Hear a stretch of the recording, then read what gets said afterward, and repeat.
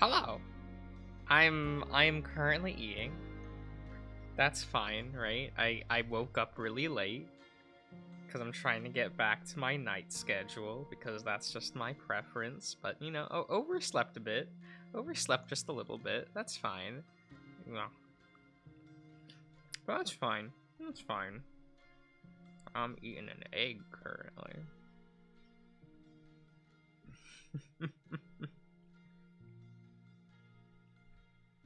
Real late. Look. Yeah. It's just is what it is. I originally woke up at like 8 p.m. for me, and I just kind of rolled around in bed, and then suddenly it was like 11:50, and I'm like, oh, what happened? You know, shit happens.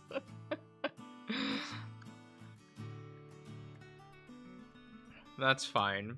That just means I have to do a bunch of work after the stream.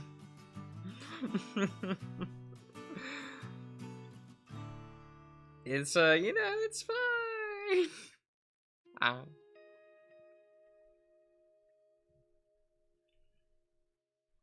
Okay.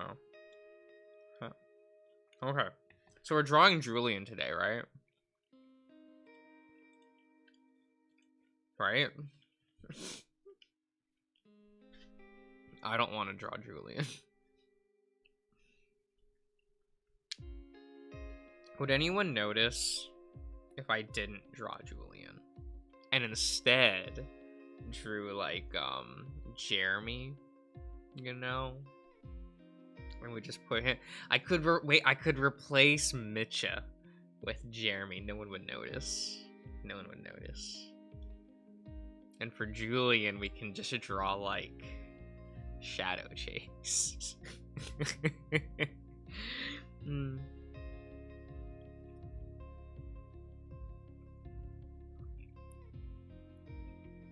Right. Oh, serious. Well, naturally, Kudzu won. Like, that wasn't even a... We all knew that was going to happen. I just thought it was really funny that Raven was in the lead at first.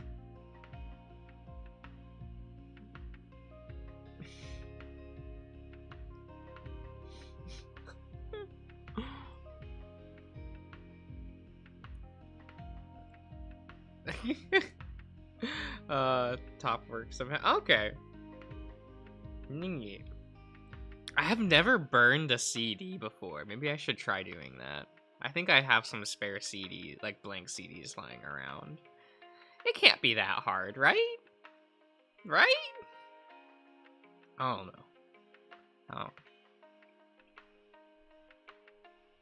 Should be fine.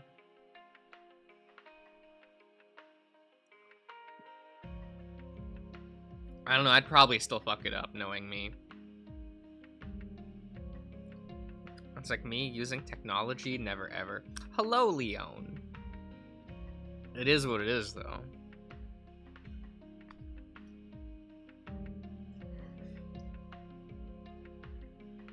Wow. Okay. I mean, I don't know what I'm gonna do for Daxton. He's like...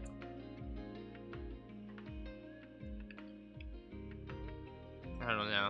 I'm bad at drawing scalier characters. He's like an amphibian, though, right? Wait, are salamanders reptiles?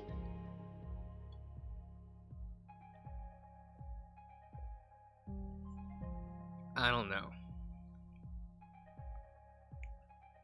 Amphibian? I see. Like any of those classifications, I'm like, what am I doing? I don't know what I'm doing. It is what it is. You're doing Kudzu? I guess I can do Kudzu. I guess he can bottom for me.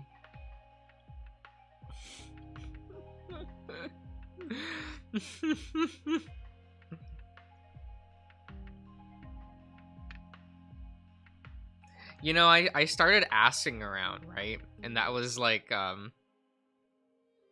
Make that art, you coward. No. I started asking around to be like, is sex on a waterbed better than better than regular sex? And I've gotten mixed responses. One guy I asked said it's his favorite form of sex on bed. Like, he thinks it's fun. But I've also heard people go like, it's awful because it's so hard to get into like good positioning. Like, not having like a sturdy ground. Like, I don't know. No. So there is no general consensus on that. At least not that I have found. You know, granted that my pool of people is like barely in the double digits. So not a good sample size at all. Maybe you need to try it and find out. Yeah, but me trying it once wouldn't be a good like statistical stat, right? Like I'd have to like what? You kind of need like over 100, right? So I'd have to have sex on a waterbed like 100 plus times, right?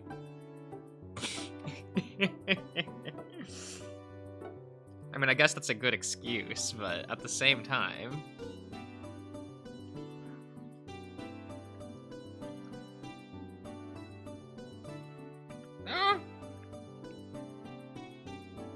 my noodle. That's fine.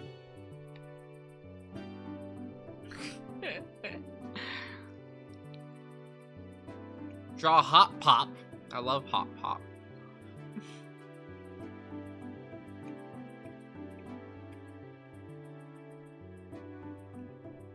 Can we just clip the last few minutes? No. No. Let's not.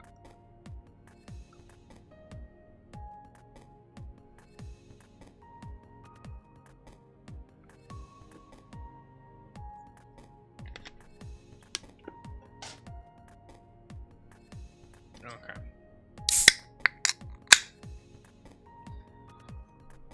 That's fine. That's fine.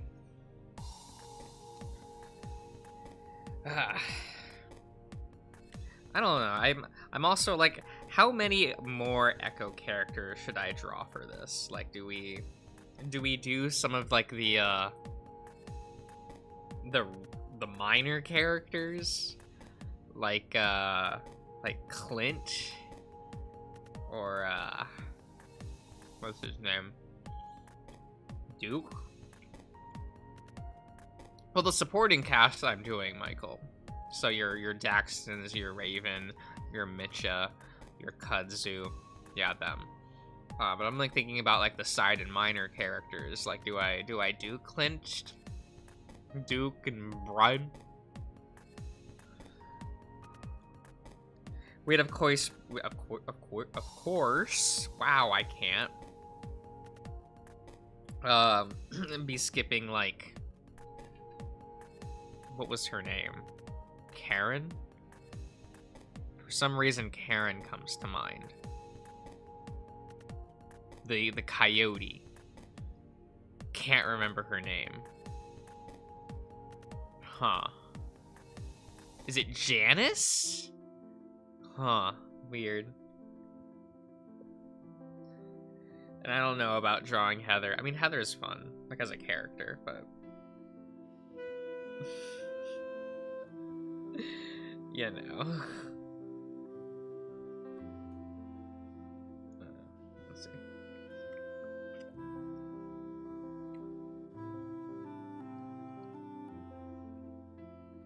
Yeah, there we go.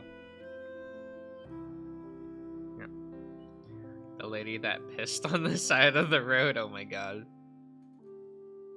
Do we know if she was under the effects of drugs? Did they ever clarify? I don't remember.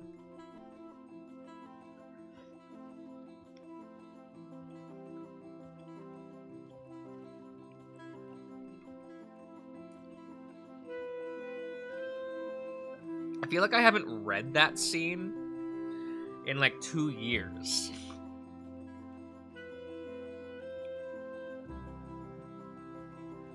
The drugs of hysteria? A little bit.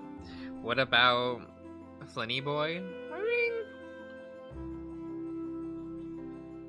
I guess. I mean, I don't know, because I just feel like that would feel a little redundant, and it's not even much of a design, if you know what I mean. Like,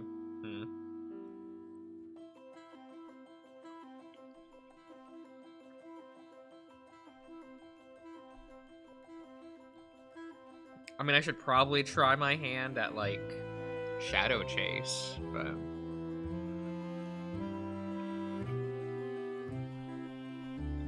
Is Shadow Chase actually Best Boy?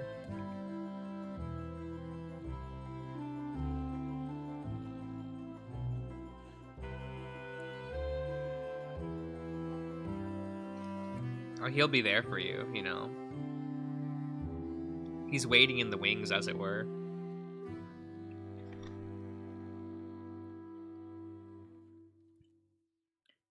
Man, I listened to that song recently. I was just like, oh yeah, I like that song. Weird. Makes all the movie songs feel like shit by compare. Not actually, but, you know. I'm talking about Tangled.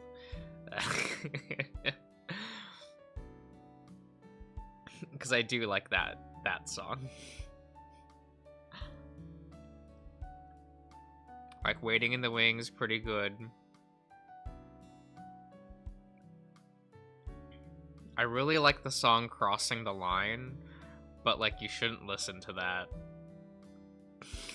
Or look it up if you ever going to actually watch Tangled. That one's a spoilery one. Cool song though.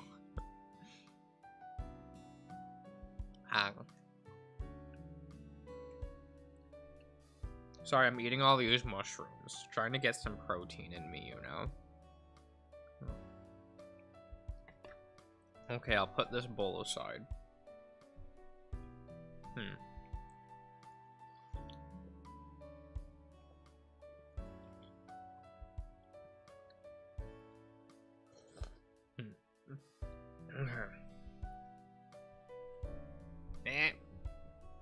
Are you heading out? Okay.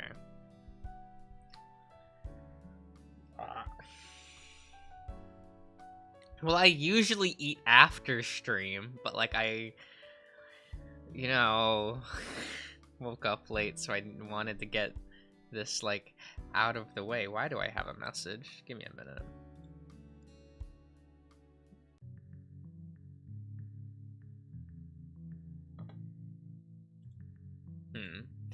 I'll have to write a response to that later. That will require me to read through a bunch of cards. Okay. Oh wait, I need to pull up an image of Julian, of course, right? Yes.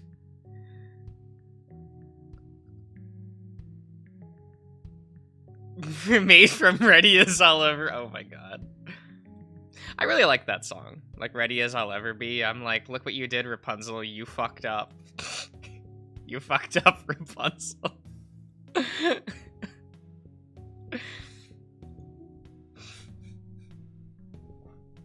You made the villain of season 1. I hope you're happy.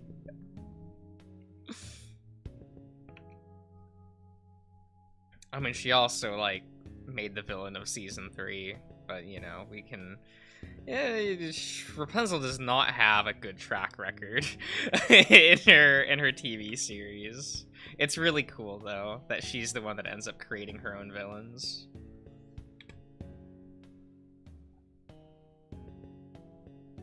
Girl was trying though, she really was. She was trying to make everyone happy. And guess what, Rapunzel?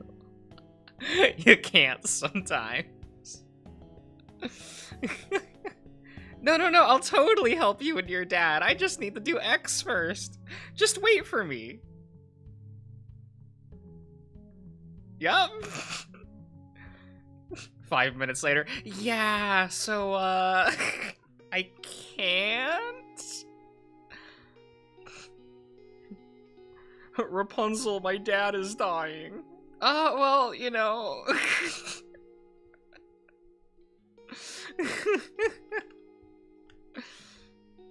Get good, I guess.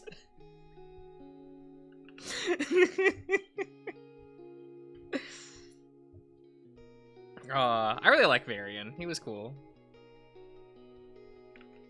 Okay, maybe cool's not the right word. You know, we all kind of have to live with the goatee look he had in season 3, where he just comes back with a goatee, and it's like, oh no, sir. At least the cast was nicer, or not nicer, but upfront about their feelings on the goatee. Like immediately, I love how Rapunzel and Eugene were just like, that's a bad look. That's he has them at like gunpoint and they all don't care because they're like, that goatee looks awful. Like, sir, do you need some help? Clearly.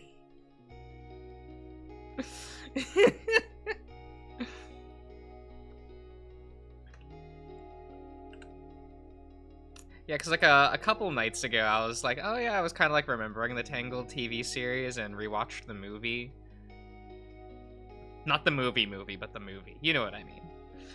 Or not. Who cares? I rewatched Before Ever After and was like, oh yeah, this is a pretty good pilot. Kind of forgot. I love how there's no reason to ever watch the actual Tangled movie again.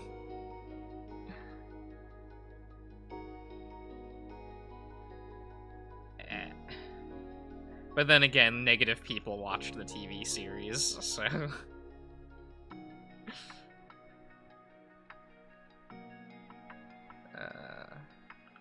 Eto. How are we going to do his expression? I feel like Kudzu...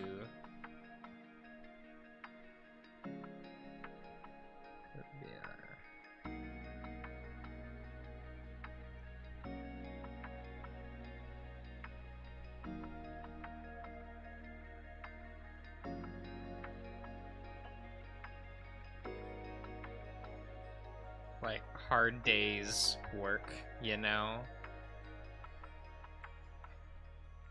He's like a gardener. A gardener? A gardener.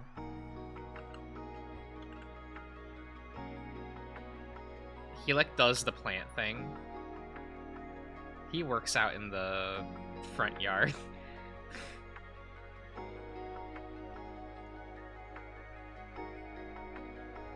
That's like work. Do any of you like doing yard work? Do any of you like, oh, I just love a hard day's work in the garden? Finding spiders on your arm and like a wasp flying in your face as you're just trying to like stick a plant in the ground. I don't like gardening. Yeah. Too many things can happen, you know.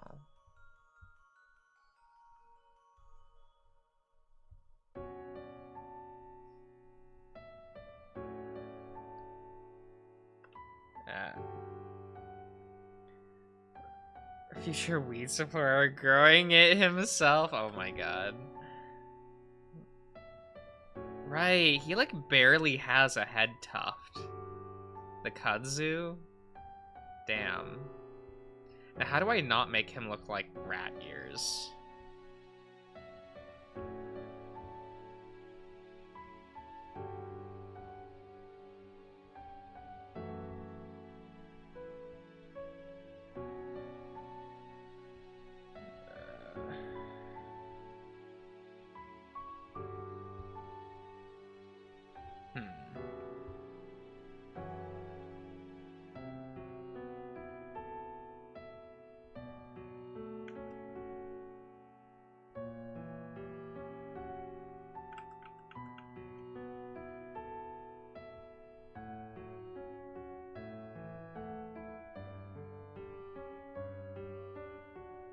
I don't know, he's drawn with such a small mouth in the game.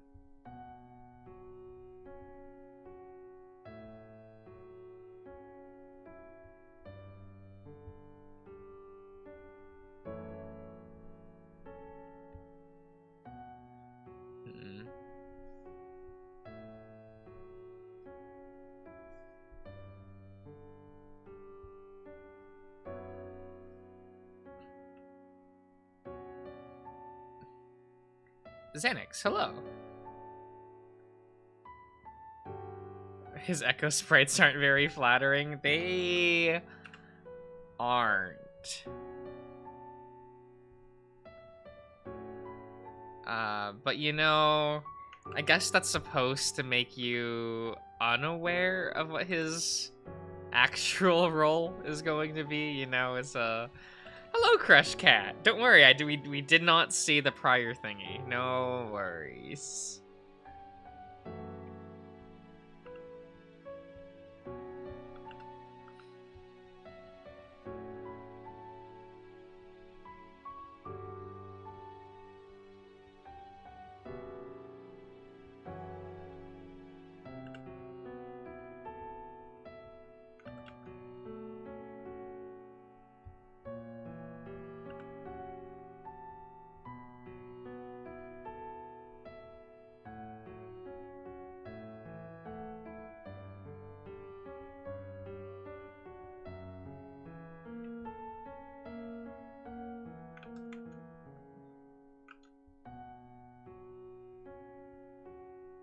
There we go.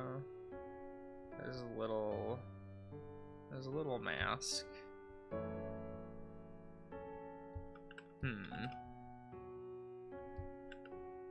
So no bugs are out. But you can't command the weather for that to happen. So you have to garden when, like, the bugs are out the majority of the time. Which makes me not like the gardening.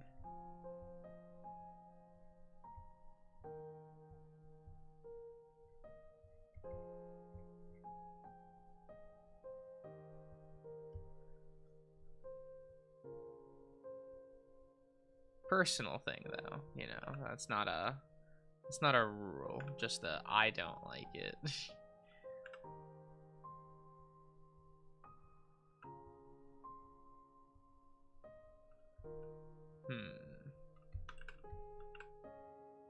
Spencer looks good 30% of the time. I like his picture in the small sprite, like in the text box, like those little icons. I think Spencer looks cute there. He has that one pouty face in those little portraits that I think is real cute.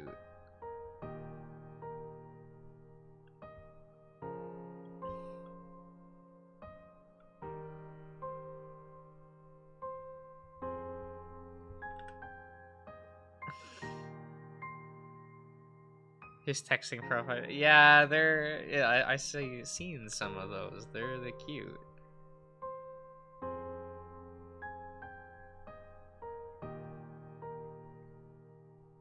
Now, how do I...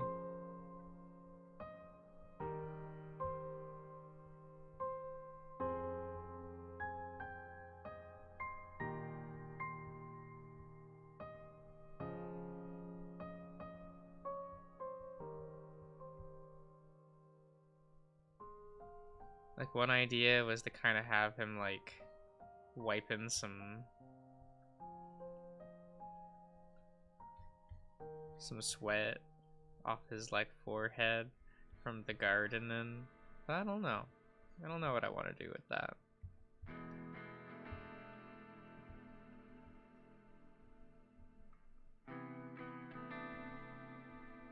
Well, for one thing, we do need to...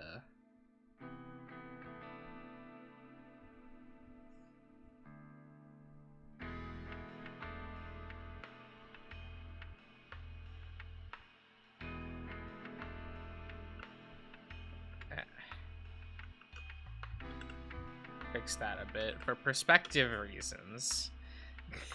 Oh, is Leon going? Goodbye.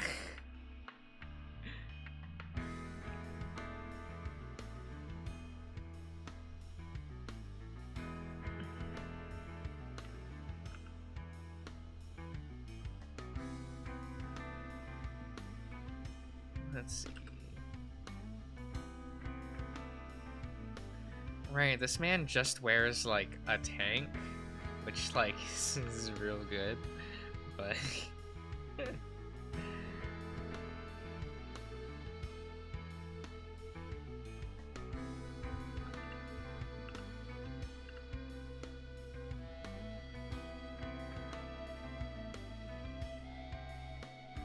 let's see.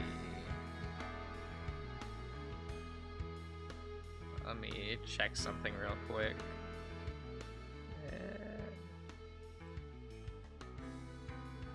Okay.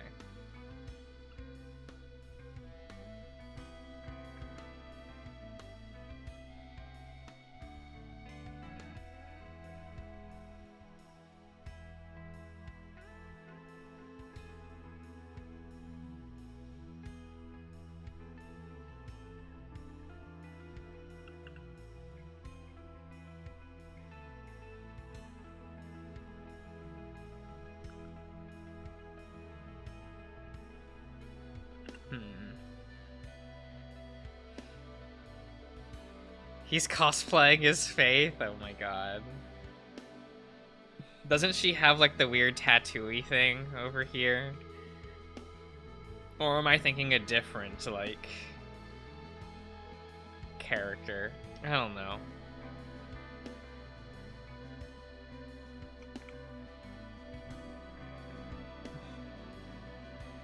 Yeah, that's her.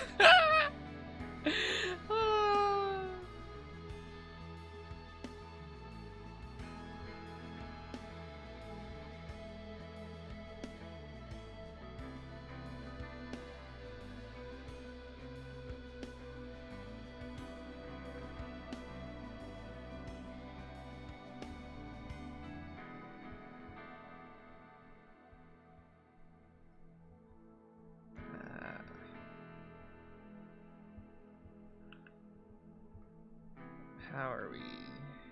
How do I want to do this?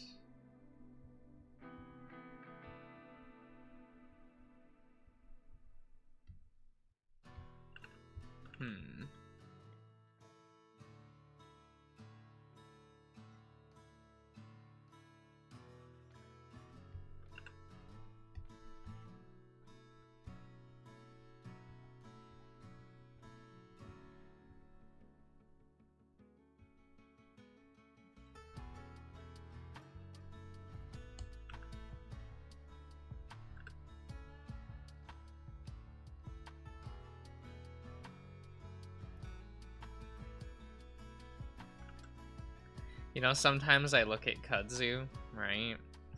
And I go, how did Chase score this? You know what I mean? I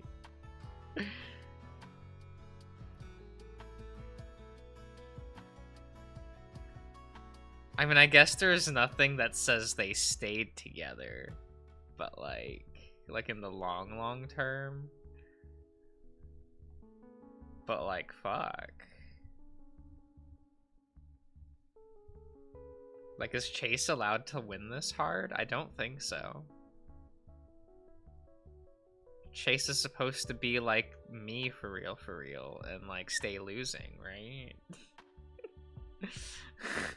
That's how the kids phrase it, right?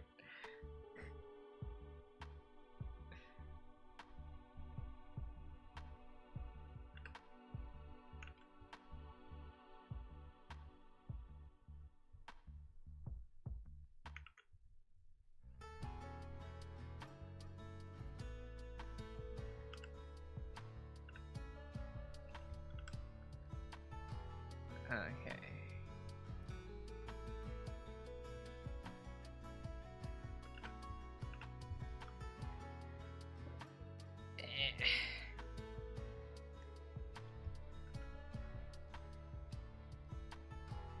I feel like I should do daily stretches again, but like, fuck, I'm lazy.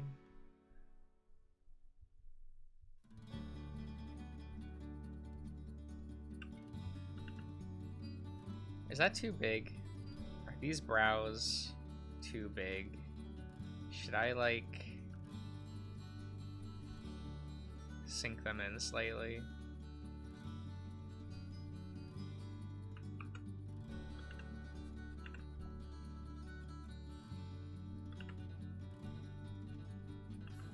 It's okay, we'll shrink the head in a little bit.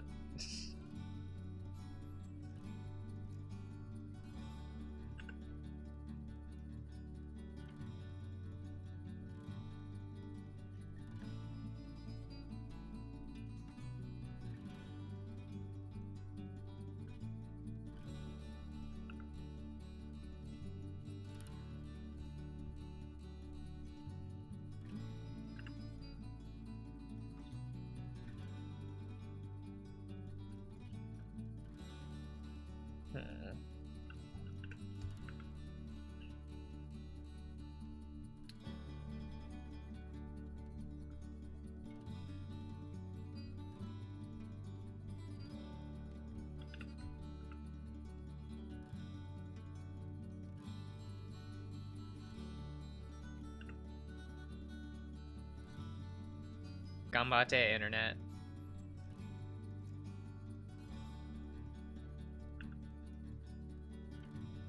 There we go.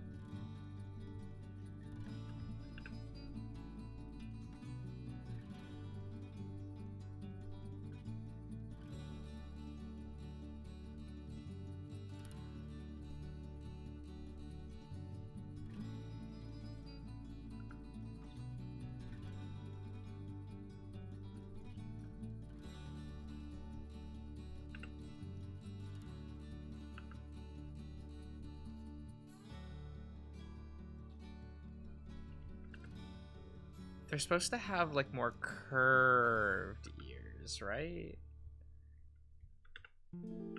Like the raccoons.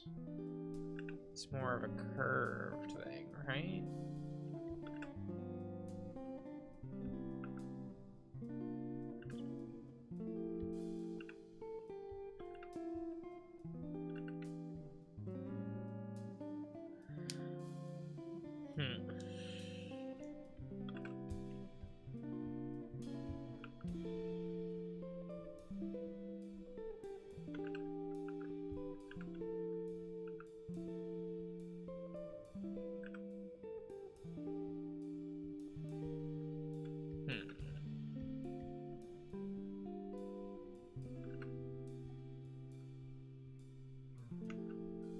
I'm like, am I making him too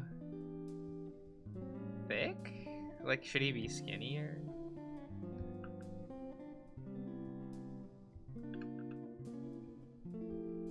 Probably. Am I gonna fix that? Eh.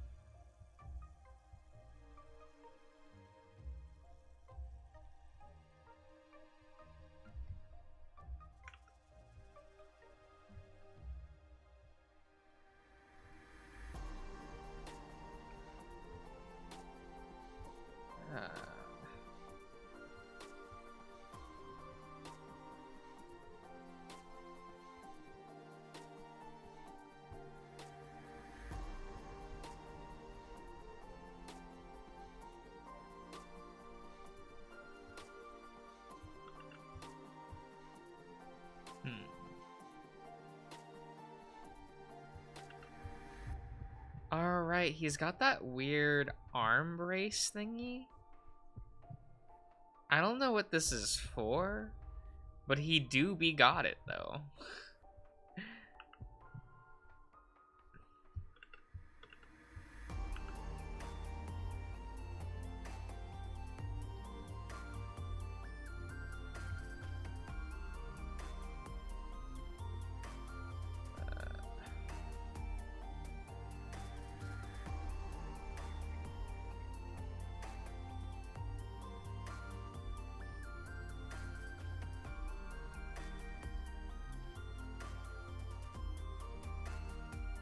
Yeah, I feel like I should tighten up this side slightly, so maybe like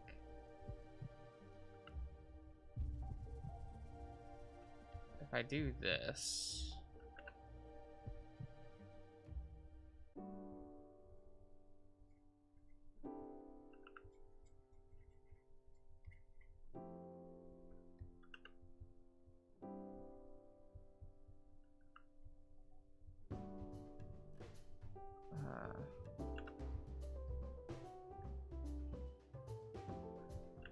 hmm.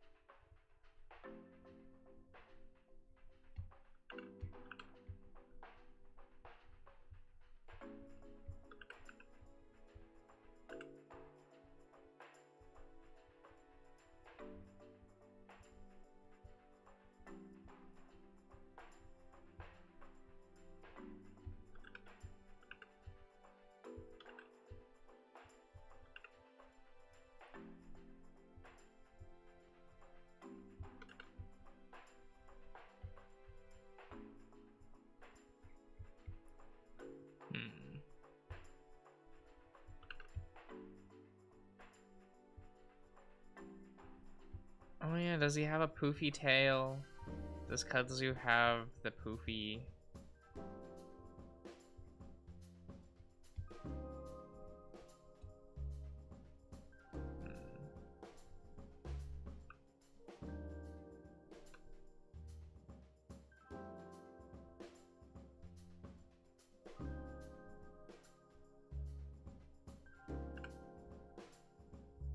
He's got the big poofy tail.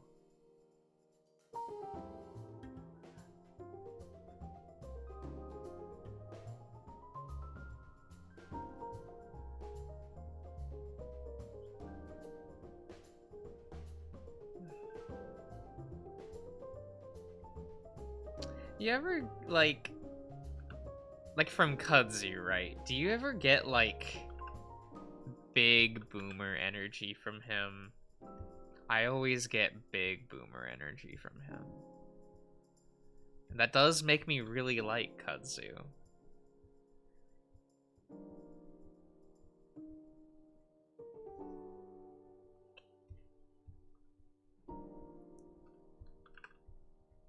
But I don't know.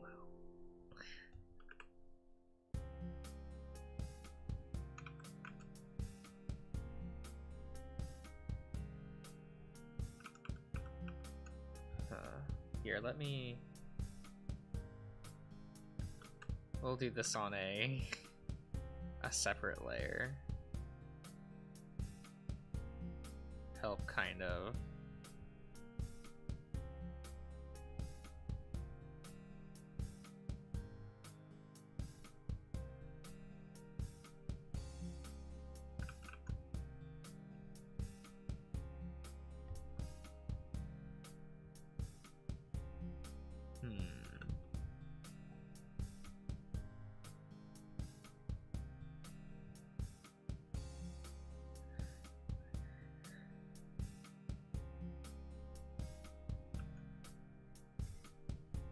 Well, I guess that's what I mean, Ian, is like you don't see a lot of like modern people in their early 20s being like the outdoorsy gardening type. That's usually like a prior generation's thing. So I guess that makes me think of him as like older than he actually is. So it makes him come off more boomery to me. That's just to me. Like that's probably not how. That's definitely not how he's supposed to be read. So that is just a me thing.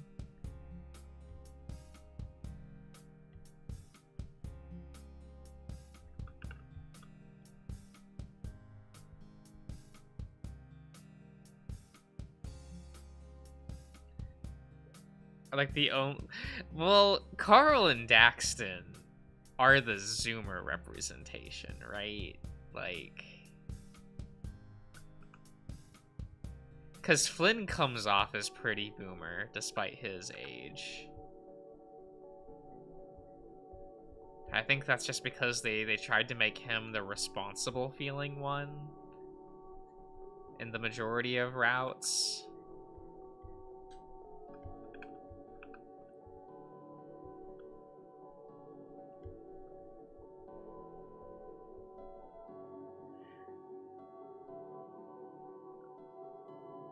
Just stares at the walls when he's at home. Look, I do that.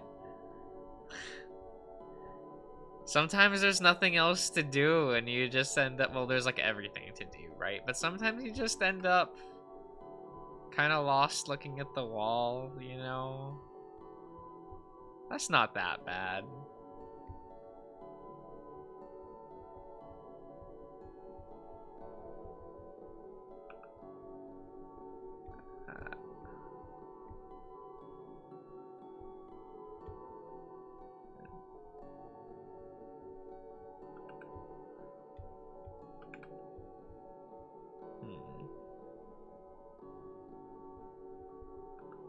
If we make this more rounded.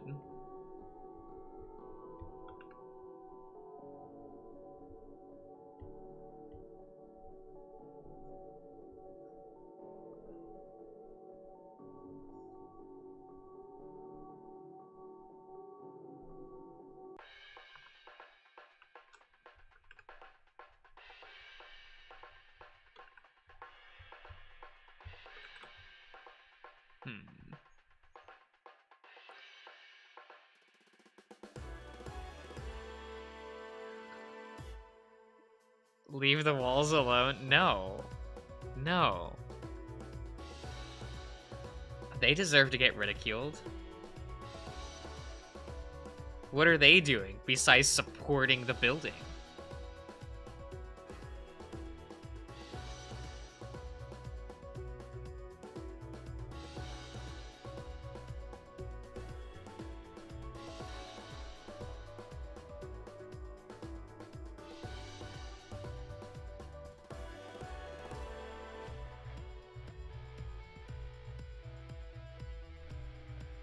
They think they're so great.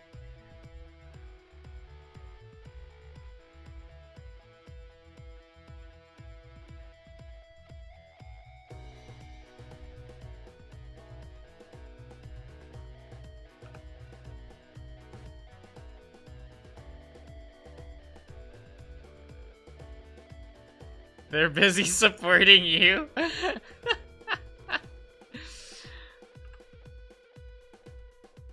You know, that's a little bit true.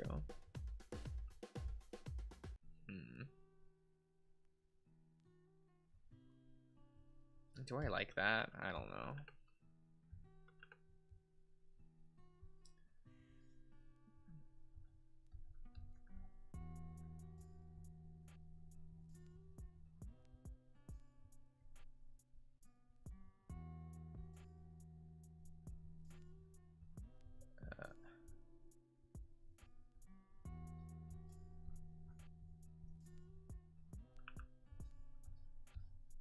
We did that instead.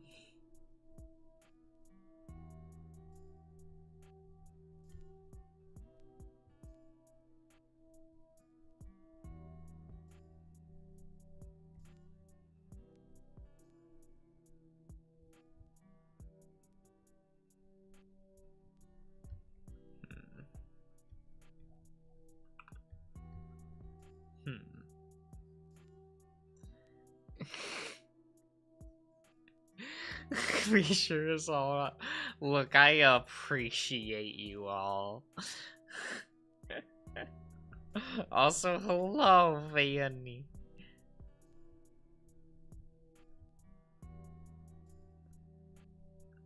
You know, every day I'm like, when am I gonna break down and like read this game again? Do I feel bad that it's my favorite? A little bit.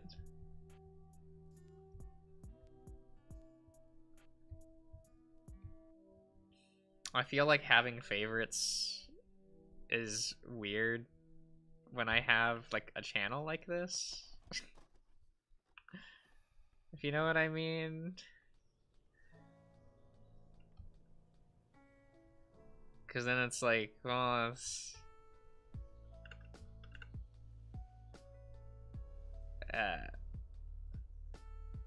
because then it also feels weird to like dislike any. It feels weird. It feels weird to me because it's like, oh, am I supposed to have like public favorites or not like certain ones? Like, should I feel obligated to like more of these things? Like I don't legitimately, I don't dislike the game I'm going to mention, but like this I'm really only saying this because it I was reminded of it like earlier this morning, and by earlier this morning I mean like 8 a.m.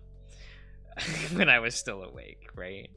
And that's like chord progression. That Twitter account does follow me and likes and sometimes retweets my artwork, and like that's really cool of them to do. And I don't dislike the game, but like I don't have like a lot of like personal motivation to continue playing it.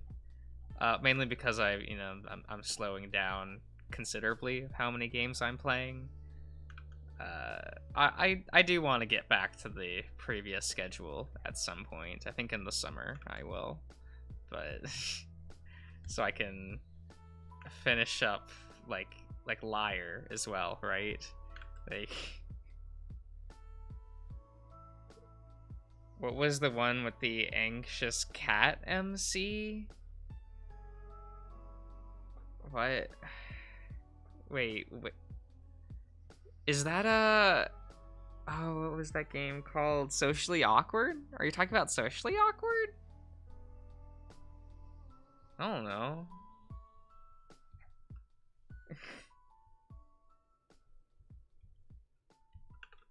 Yeah, well, that game's not real.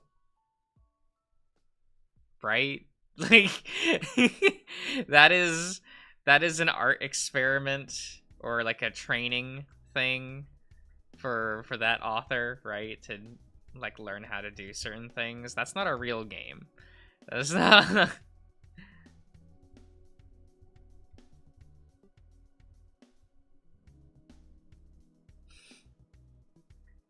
It's been getting regular updates though. Oh, sure.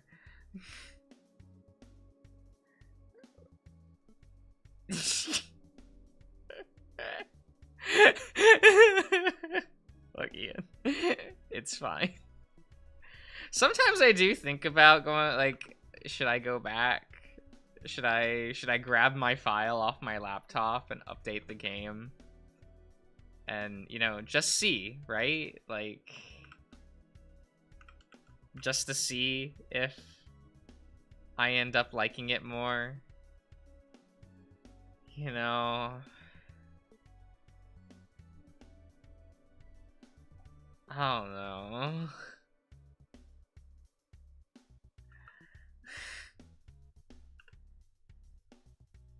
That game broke something in you.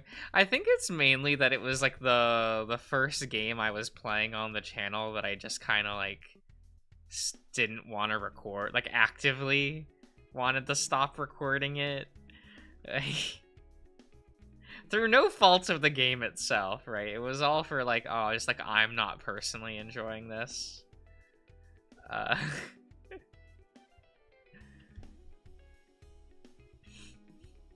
And you know, that doesn't feel great when you get comments that are like, "Oh, this is my favorite game. I'm glad you're playing it," right? Like, it's like, "Oh, I guess I'm obligated to Like,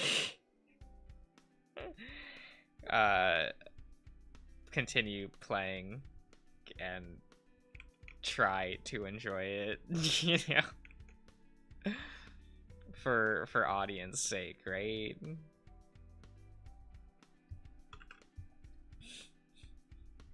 Because what I had one, I mentioned this before, I think, but I had like one comment that was someone saying that the monkey from extracurricular was like their favorite route, and they were excited at the idea of me like playing that. And I'm just like, I don't, you know, it's not anything against the monkey themselves. I just don't want to play another route in extra, at least for a while, like, you know?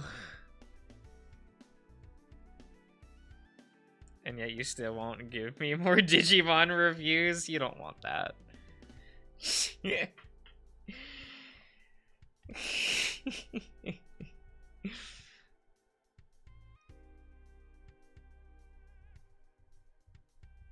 It's fine.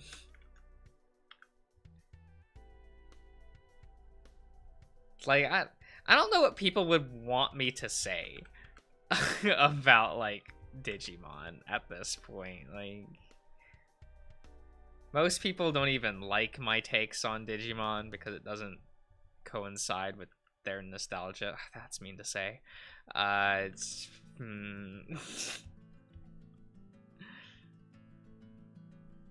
yeah, I don't know. It's just what it is.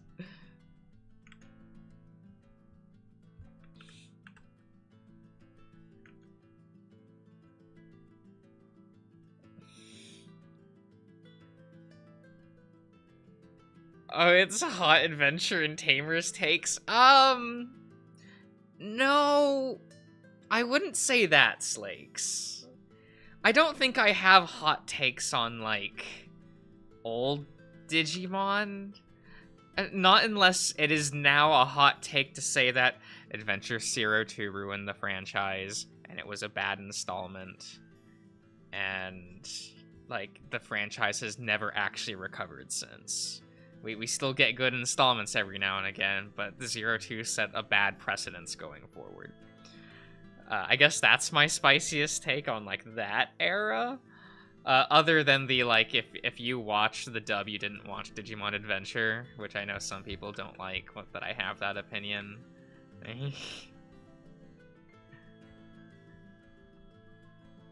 Because, you know, they're like my childhood. And I'm like, yes, but you watched a different show. Like, you straight up just watched a different show. It has similar characters. It has, like, roughly a similar, like, plot synopsis, but it's a different show.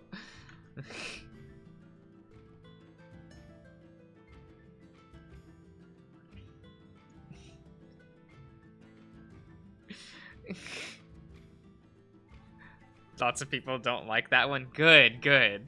You know what? At least I still live in a timeline where people still think Zero 2 is bad. Because it is. There is no getting around that. Like, if Zero 2 in a bubble didn't include the adventure cast, it would have been fine. Like, we could have just called it a mediocre installment. And that's, you know, just call it a day. Like, oh, it's fine. But because it has the adventure cast, it's like, oh, this ruins everything. Like, that was an awful idea to make it in the same continuity. Like, I don't know how you, like, watch the last episode of Digimon Adventure and are just okay with Zero 2 existing.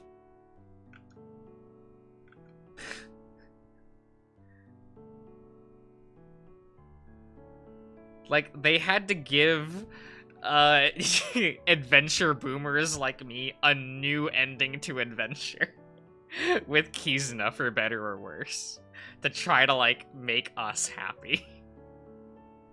Did it work? I liked it. I understand why other people do. Is that my spicy take? That I like Kizuna? Is there something cathartic about watching Kizuna to me a little bit?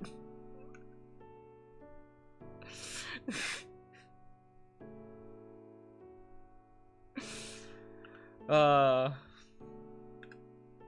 that's taking into, like, some of the active conversation and culture on, like, the Japanese end of Digimon, and it's a whole thing, right? It's just a whole thing.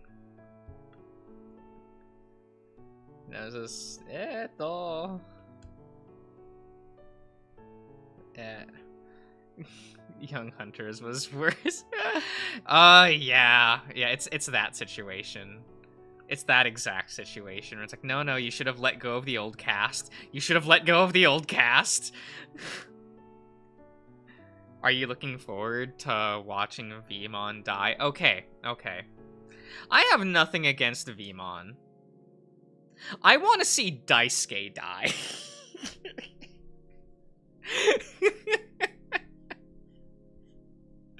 Like, I get the point of Daisuke as a character. I don't like him. I don't like Daisuke. What a meh follow-up.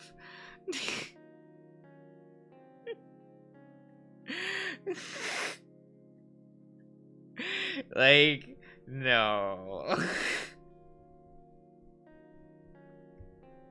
He's really annoying in the dub. I haven't watched Davis since I was a kid, so I don't know who that is. Not anymore.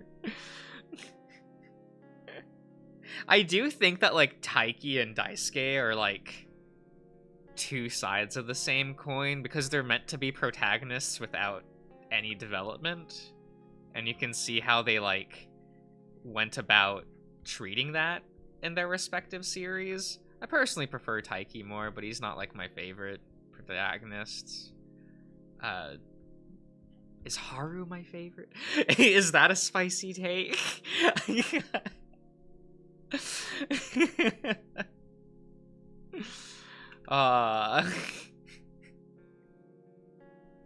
You know, being an Atmon enjoyer is hard.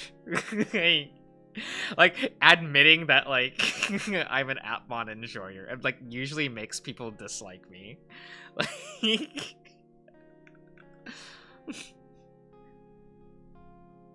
Haru is, like, prototype hero in a lot of ways. Except, like, Haru is more comedic. Do you want to finish that series? Oh, maybe. Maybe at some point. I'd be down for that. You know, that is an installment of Digimon that does somewhat commit to the Yaoi fan base. Or the BL fan base, to be more specific. Yeah, like, those episodes exist. That ending exists. You can definitely see the point in Atmon where they're like, girls are watching. Our audience is mostly teenage girls. Start pandering.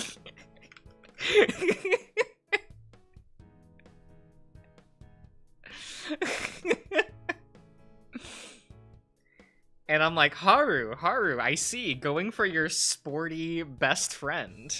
I like it. This is funnier than it should be.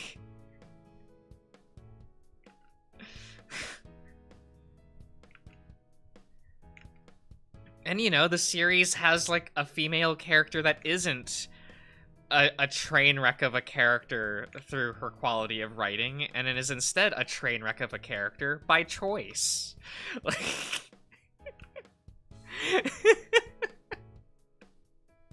Progressive. She's just like, I choose to be this way, and I'm like, good for you. I'm happy for you. Dokkan Panchi.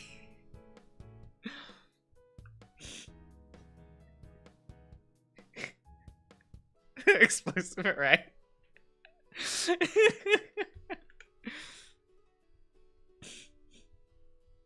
It was a cute idea to introduce like Eri and Asta post their character arc. That was like a gimmick that I thought was neat, but I'm sure was like probably I don't hear enough talk about Atmon, so I don't know if that's something that like people dislike about the show or not. Like, I don't know. I thought it was kind of neat. It leads to more episodic adventures where you can just have the cast like have the good time, you know. Which was the point of that installment. So I don't see that as a bad thing.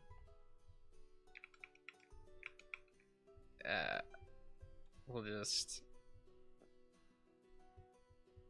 we'll put his oh god, excuse me. We'll put his tail over there. That's what we'll do. We'll put his floofy tail, cause Kazu has big tail. I am sure that Chase clings to it. The Digimon, the partner Digimon and Atmon were cool. I like them, you know. I have like gripes with some of the writing, with specifically like Ray's character. Was that his name? The edgy boy, the double hacking, the double hacking character.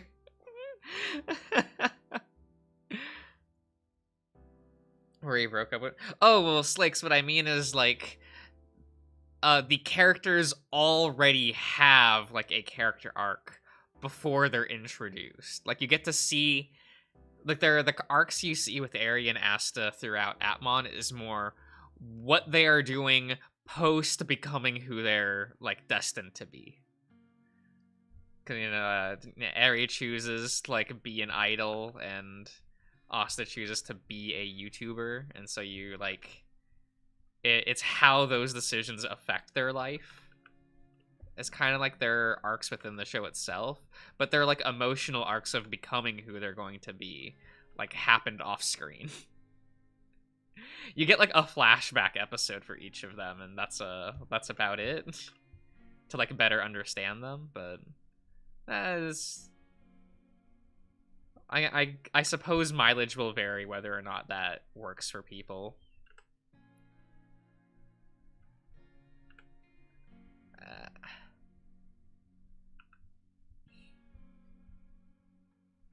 Kind of makes it different from like Adventure, where in Adventure you don't see the people that the characters become. Let's ignore 02 and Try and Kizuna. We're ignoring all of that. But like in Adventure, the point was like you see them reach a point, but not how they'll live their life.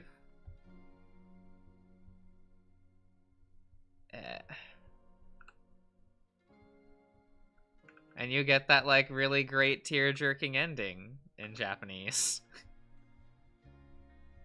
That scene just doesn't hit in the dub. Like the scene with the bus, like it just doesn't work. It just doesn't work in the dub.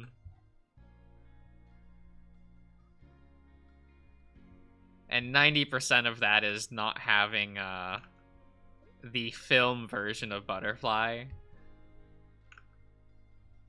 Because, like, when that version of the song plays, it's like, oh, bruh. Please, don't do this to me. I don't want this. I don't want to, like, feel things. Let's see here. Yeah, I've got to...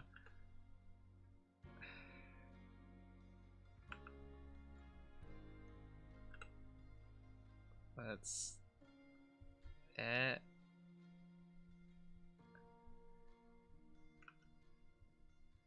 Don't worry about that, okay? Don't worry about that. It's an artistic decision.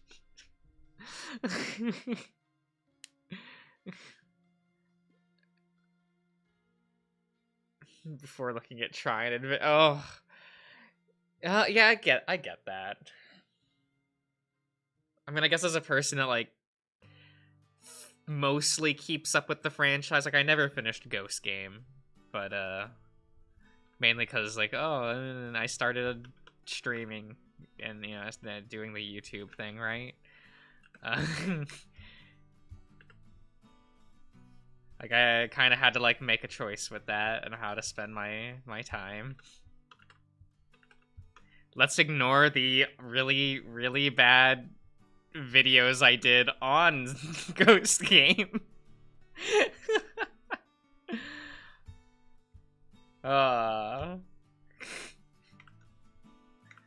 Those exist.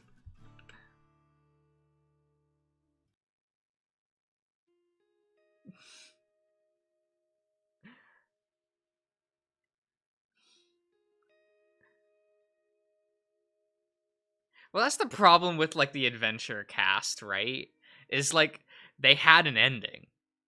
Like they had an ending, and then Zero Two came out and like punched that in the teeth. And they've just been like misused for nostalgia's sake ever since. Watch this for a nostalgia trip. I'm so sorry for making those.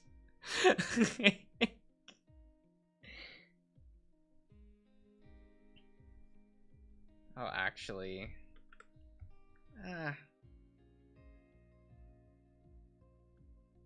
Do we want to ink that? We won't. For my sake, we won't. Because, like, watching Try as it was airing, or I guess being put in theaters, like, oh. That was abysmal. Like, the absolute treatment of the original adventure cast in Try was not good. Because you can see them struggling. Because they're like, either A, they just have to give them a new character arc, which is always bad. Or they just have to reset the character and have them go through the same character arc again, but truncated, and so it's worse. Hi, Sora. Yeah, you know. That one was like one of the worst Try like films when they were like, Sora, go through the same arc again, but in the span of 30 minutes. Go do it. What's wrong with giving them a new character arc? It undermines what they did in Adventure. These characters, like, if the point of Adventure is that these are who these characters will grow up to be, giving them a new character arc means that, like, it just thematically works against what Adventure was doing. Like, yes, to have a new story, you have to give them something new to do. But that's why you don't give them a new story, right? Like you're supposed to assume that they have become who they are, like, meant to be by the end of that series, right? That's, like, the point of the crests. That's, you know, the visual metaphor. Adulthood, blah.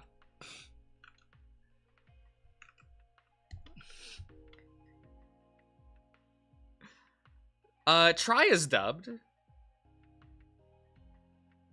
Actually, Try is the only dub that uses the Japanese script in the franchise. Isn't that fun? That's a fun tidbit. It's like the only one that's directly translated. A little bit unfortunate.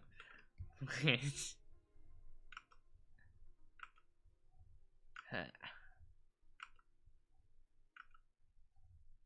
we go. How does Our War Games work for the Adventure Cast? So do you know what Our War Games did? They didn't give anyone a character arc.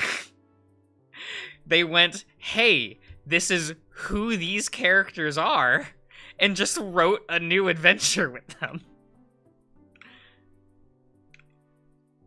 They didn't try to, like, shoehorn in a new character arc or retread old territory. They just said, here's a new adventure with them.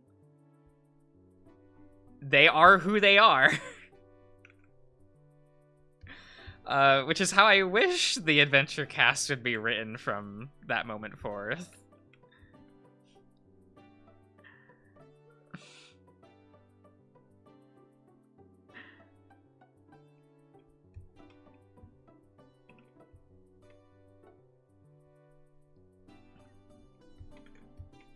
Oh, sure, Slakes, I understand. I just don't like when, like, the dub fans come at me like, this character is like this, and I'm like, you watched a different show. If you want to talk about Tai, we can talk about Tai, but don't be saying that, like, Tai and Taichi are the same character.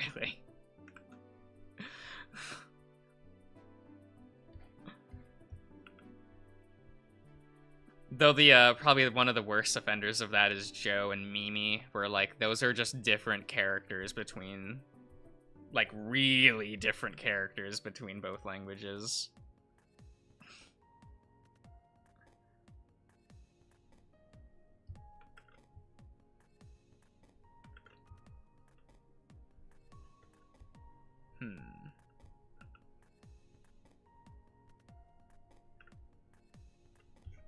Though that's also the problem with, like, talking about Joe and Mimi online, right? As people will tell you, their characters aren't X, and it's like, no, I'm not talking about... I'm, like, not talking about Joe from Season 1 of Digimon Digital Monsters. I'm talking about Joe from Digimon Adventure. We can talk about Joe from, like, Digimon Digital Monsters if you want. That's fine, but, like, they're different.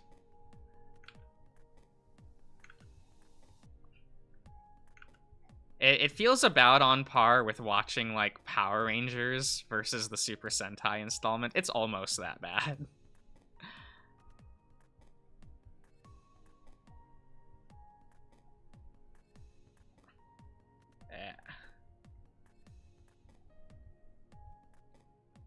Let's see.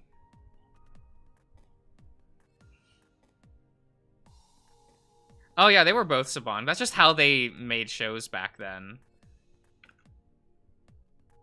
Which is really unfortunate for, like, 02 was already, like, bad, right? Like, in Japanese.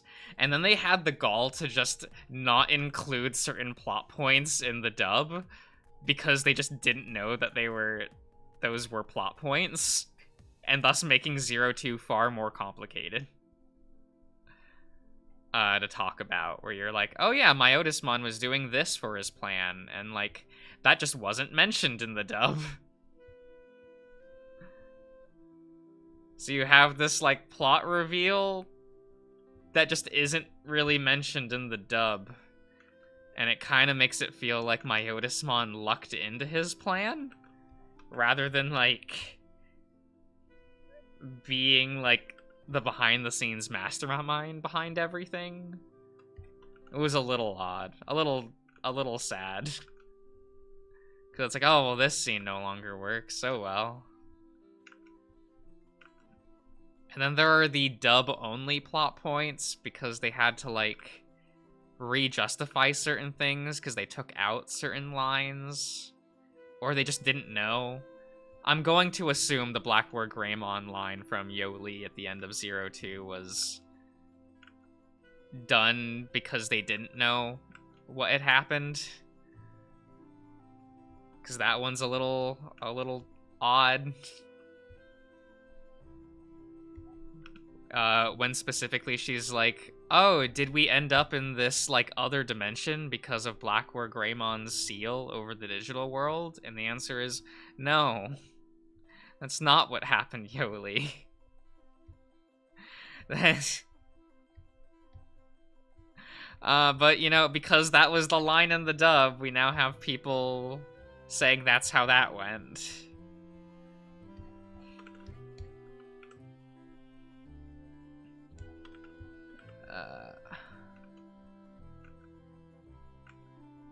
It's not like Myotismon told Oikawa the wrong spell card alignment on purpose to be sent to that other dimension. Nope. That wasn't the motivation.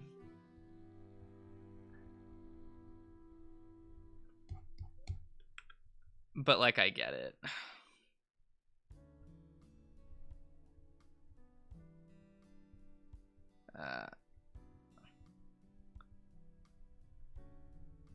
But that does end up making, like, Myotismon come off as a worse villain in the dub.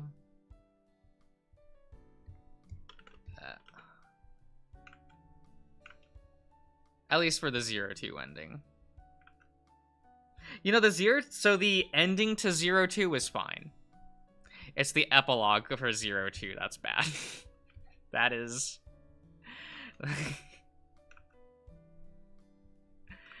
like, how they wrap up Oikawa's character, how they wrap up, like, Myotismon, and showing Daisuke's greater strength. Like, that's all fine. It's that epilogue that's bad. Like, no, this should not have happened. Now we have to abide by this epilogue forever. I get that they thought that they were closing off that continuity forever, so they thought they needed to, like, have a thing that showed where everyone ended up. But that was a bad idea. Especially since, like, of course we're gonna see these characters again.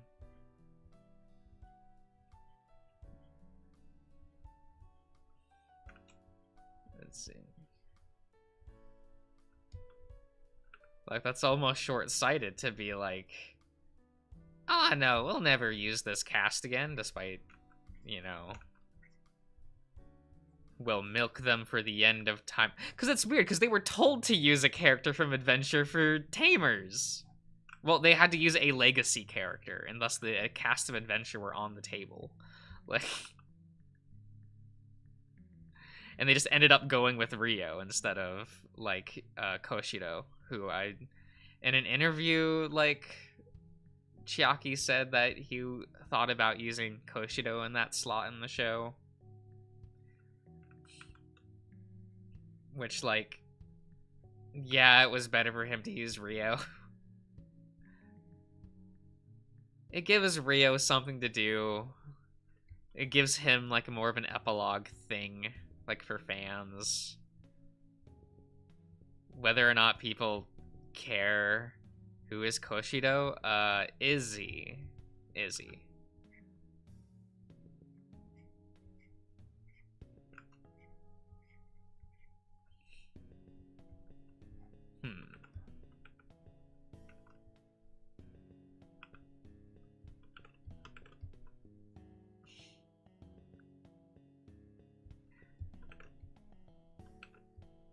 Would have been really funny for the dub, right?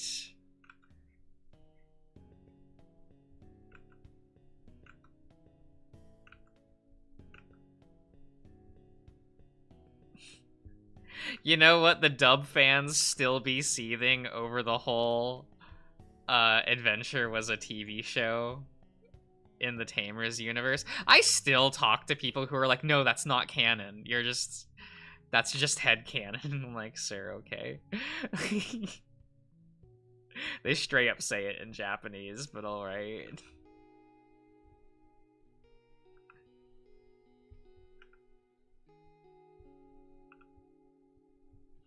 I mean, I get that the Tamers dub was, like, a quick dub. There was a fast turnaround time for that. and so scripts both weren't as edited as much, but also had a lot more comedy, for better or worse. It's a different continuity. No, it's the same continuity. That's the weird part.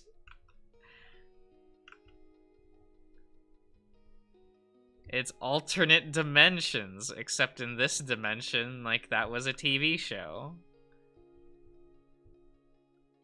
You know, that's why we have the hilarious scene of when Takato meets Taichi. He's like, oh, I've looked up to you so much from your television show.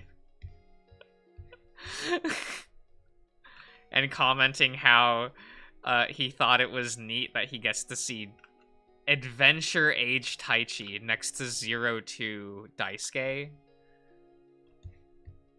Which is, that scene's a little surreal. But hey, you know, it exists. For better or worse, it's for worse. We're not playing like when it's for worse.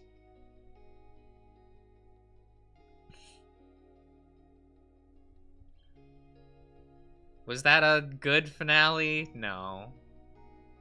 Was it the finale that Hunters deserved? Yes.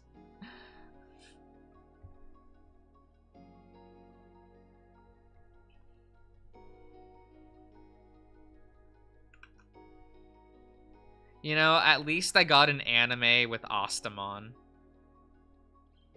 That's a good design. I really like Ostamon. What a god-awful scene. Yeah, it's a shame. Especially when, like, to this day, people still argue that it has the best soundtrack in the franchise. And they're not even entirely wrong. It's like, oh no. The Hunter's opening theme, Stand Up, is great. And the battle theme was great. And, like, the battle theme being used as the leitmotif throughout the franchise, like, throughout, like, Hunters, 10 out of 10. Like, unfortunate. I think Psychic Lovers still performs that song at like, concerts.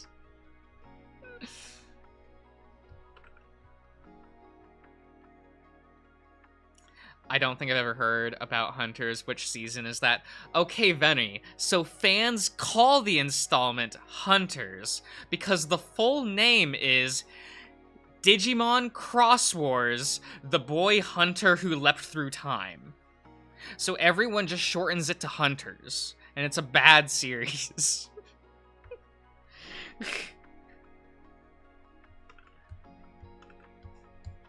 Like, everyone just shortens it to Hunters or Cross Hunters.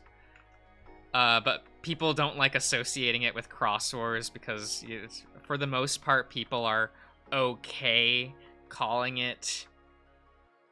like, people are okay with Cross Wars existing for the most part.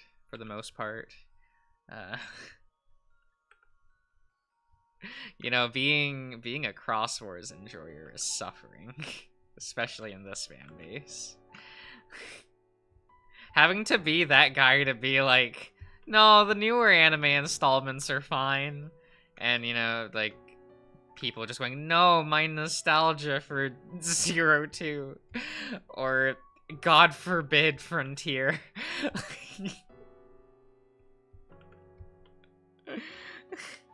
Yeah, it's competent. I would rather have a competent show that's a little boring than a train wreck, and I know I'm in the minority in that. It's unfortunate. You liked Frontier? Have you watched Frontier recently? Like, barring all kinds of nostalgia, have you watched the show recently? It's awful. Because I liked Frontier as a kid, and then I watched it as an adult and was like, this is awful! This is so bad! Other than the song With the Will. You know, like, that is something that that Frontier will always have going for it is that it has the song with the... Why is Digimon blessed? Why is Digimon blessed when it comes with its insert themes? Like, I think my least favorite one was probably, like, Beat Hit. I think was the name of it? The one from Zero Two. I remember always just thinking that one was kind of mid. But, you know, Braveheart, With the Will, like, Hirai?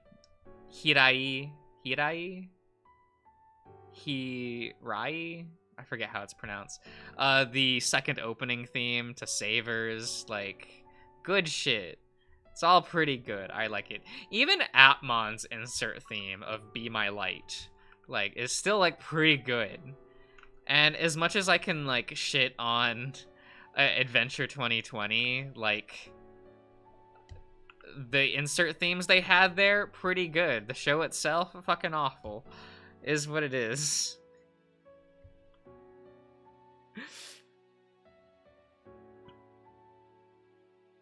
Market it to oh god.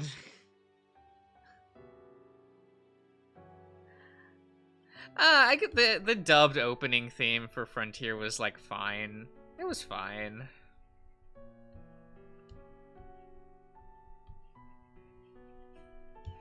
Huh. Yeah.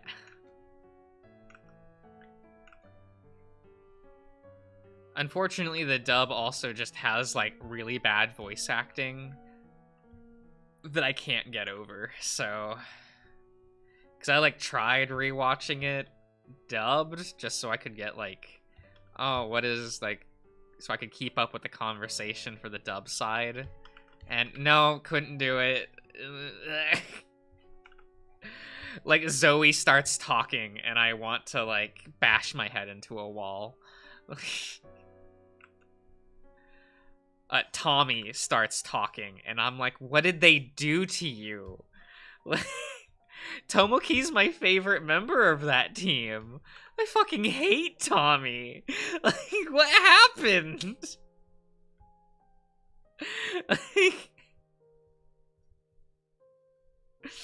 Oh, it's unfortunate. That one's unfortunate.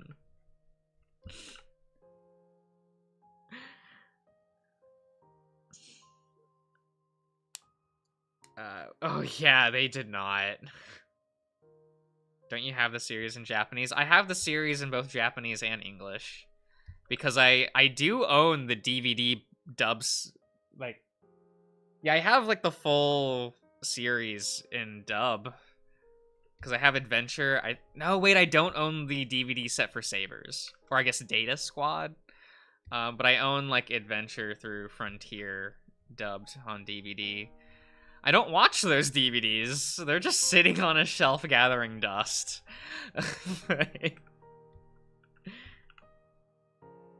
I just kind of, like, bought them to support the franchise. Even if I don't like the dub of Digimon. It's, you know... I am glad that we're getting the Blu-rays for Adventure. Like, they ended up releasing season 1 of Digimon Digital Monsters before the Adventure Blu-rays. But, you know, that's fair, because more people are gonna buy the dub. And you cannot have dual audio Blu-rays for Digimon. That is, like, impossible. So they did have to release those separately. Which will probably mean the Adventure Blu-rays will sell very poorly. Unfortunate.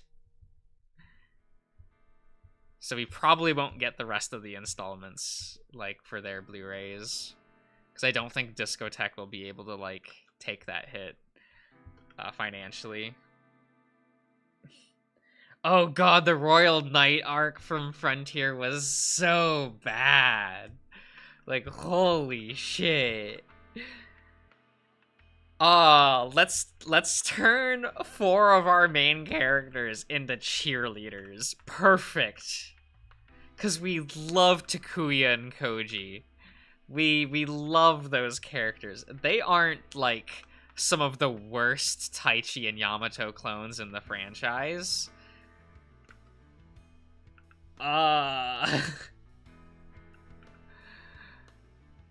Unfortunate. Like, I like Tomoki and Koichi, but then their characters fall off after, like, 2 episodes.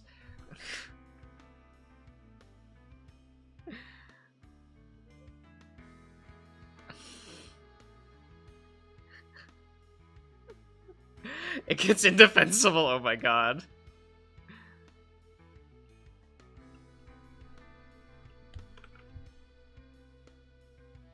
So, Veni, it was never as bad as it was in Frontier. Because at least in, like, Adventure, the rest of the cast still got to do things during the Dark Masters arc. Like, sure, only Taichi and Yamato got to be able to evolve to the ultimate level. Or level 6, whatever. But the rest of the cast didn't fall off, right? They still got to be characters. And even then, like, one of the Dark Masters was beaten by Takaru. So...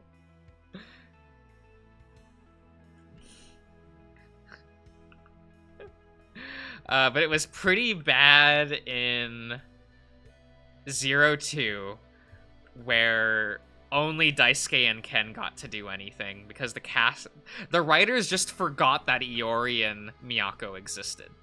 They just forgot that those characters existed, and that was tragic. And Tamers was a equal opportunity, I guess. That one was like one of the best ones with that. Savers let everyone do something.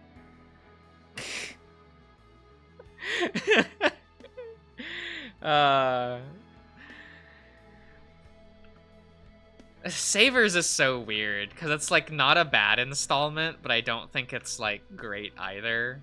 It's like, wow, look, it's the most middle of the road Digimon installment. Good for it. You know, there's nothing wrong with that. You get to live on in mediocrity with people going like, yeah. You know, that's a better fate than than the absolute arguing that will forever be like 02, right? Because like 02 is just a bad TV series that people grew up with, so they're gonna try to defend it. Like, it's a bad series in both English or Japanese. It sucks.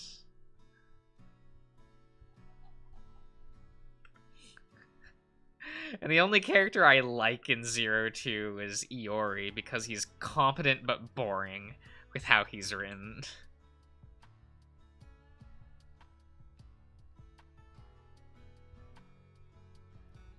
Though I don't know why he became such a lore character in 02, where like he's connected to a bunch of shit, but then it ends up not mattering. You know, because he himself does not matter.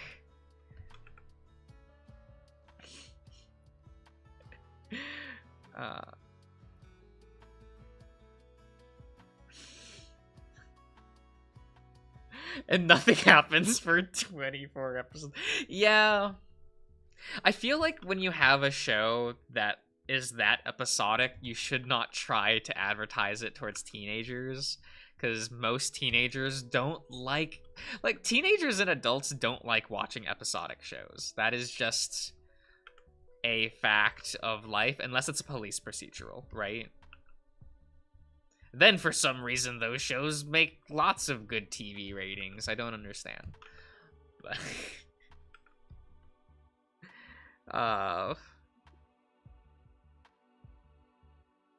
oh, including the digital art? Yeah. Yeah. You kind of have to wait for like the Balphamon arc for Savers to be like really watchable.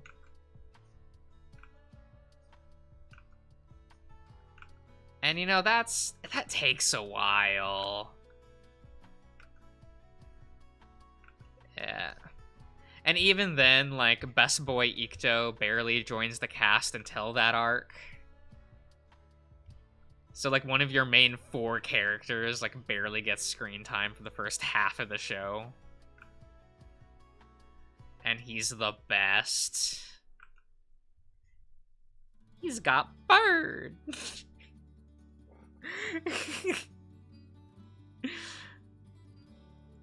Just gotta wait for Mad Scientist Guy to do his stuff. I love that this man walks up and is just like, I don't like these creatures. Kill them. Like, powerful.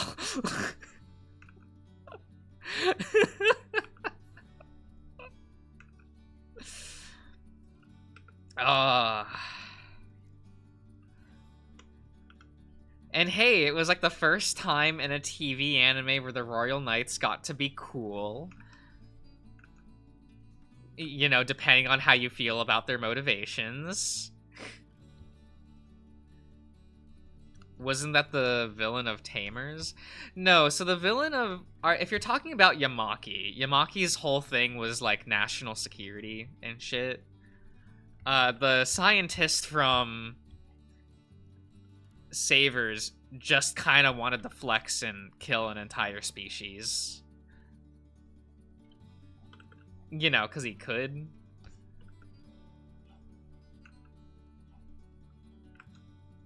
It's kind of fun.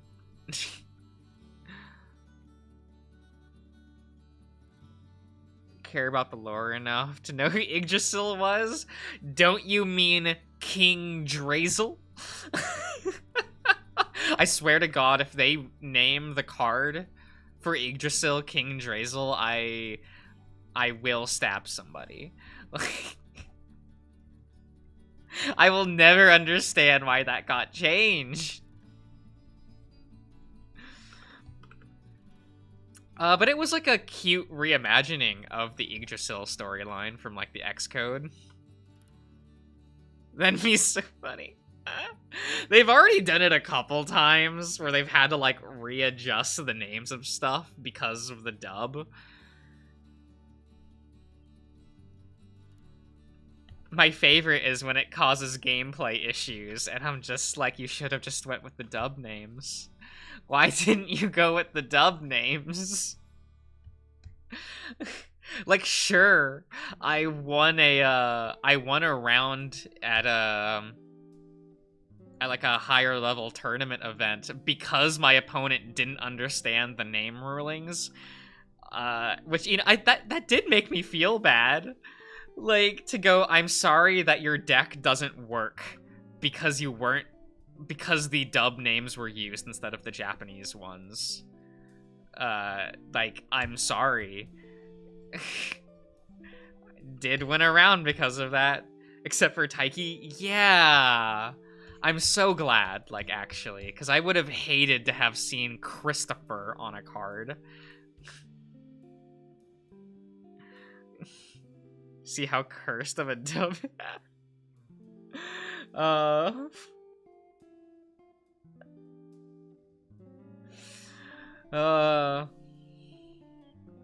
mean, I legitimately don't know anyone who watched Fusion that likes it. Everyone just goes, it's a bad Digimon installment, which is apparently where the part of the stigma for Cross Wars comes from, is how bad the dub is. And it's like, man, but like, Cross Wars was already a mid-installment. What do you mean?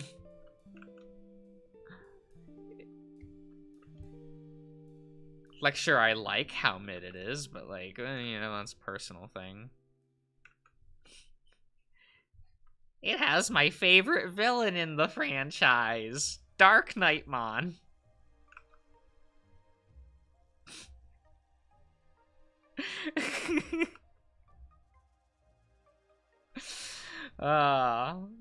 You know, that man's so based he got an insert theme. The only villain in the franchise that got an insert theme for his battles, like, lit.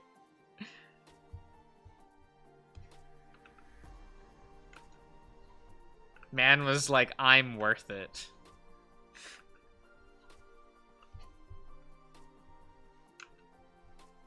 And you know, it was pretty good, so I don't care.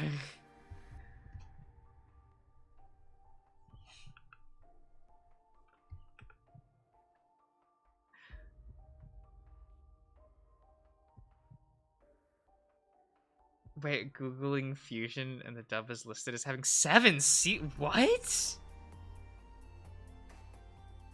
But why? Like, why?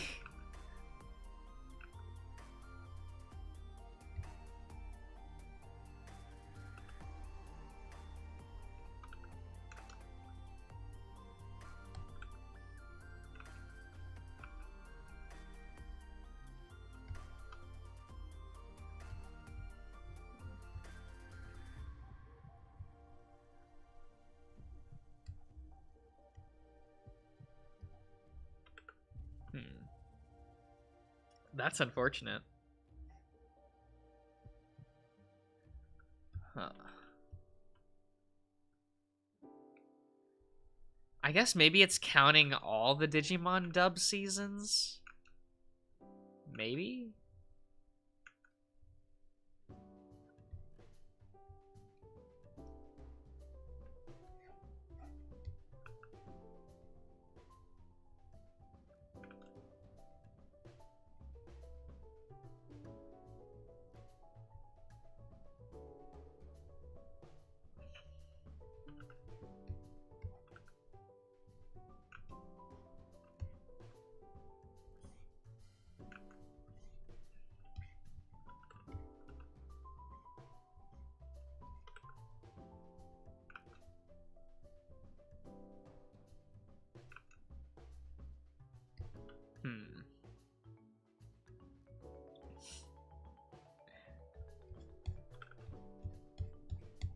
Let's see here. One thing I do a little bit lament, at least in the card game, is like we probably won't be getting too much Crosswars support going forward, since they had like 3 whole sets dedicated to them, and not getting Whisper as a card saddens me a little bit. Because that was one of those ideas that I think was executed fairly fine in Crosswars that I really liked. Where I was like, oh, that's a cute idea. But they decided not to print Apollomon in any of those sets, so we never got Whisper. Nor did we get the Death Generals, which was a weird choice. Like, we had a set themed around the second half of Crosswars, but then didn't get the Death Generals. Except for Dobrik. We got Dobrikmon, but we didn't get anyone else, which is weird, because Dobrikmon got defeated in 1 episode. So... Because I really wanted Olegmon. Because he was my favorite of the Death Generals. It's like, ah, what a cute idea. And they at least gave him, like, 2 episodes.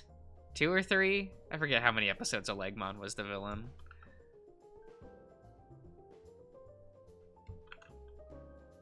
A lot of people are turned off by all of the mecha, and I don't understand the people that are like, oh, that's all like mecha and shit, and I'm like, oh, you mean like everything from Adventure in 02? How like a lot of the like evos in that ended up just being mechanical, or how a lot of the villains are machine based? Like, come on. Like, Shaomon is supposed to be the successor for Omegamon, so he has those robotic elements. Whether or not people like that or not, like, that's another thing, right? But you can't say they're not like following the shit like prior.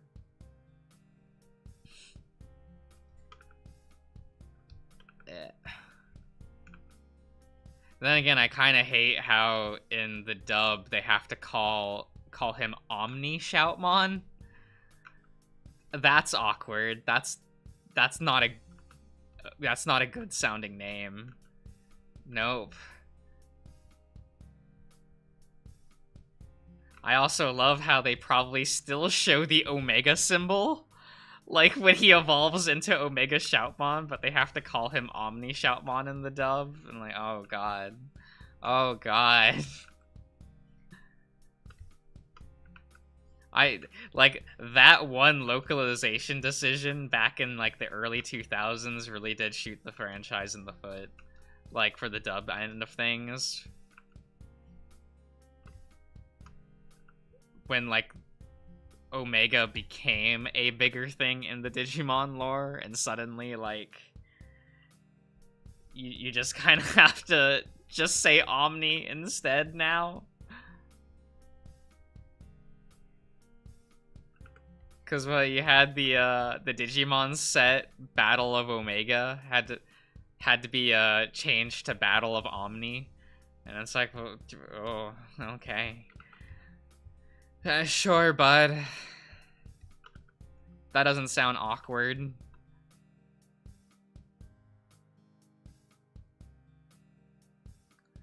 The show was like murder your friend. Yeah, well, they murdered Whisper.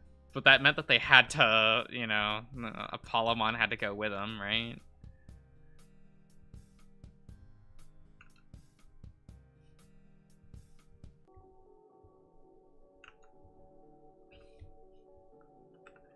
You know, it kind of helped contribute to that little ongoing thing of, like, the tough decisions one must make as a ruler.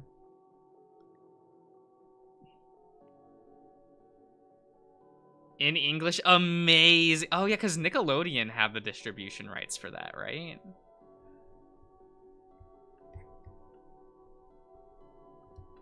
Like, oh god. Yeah, that's probably gone forever.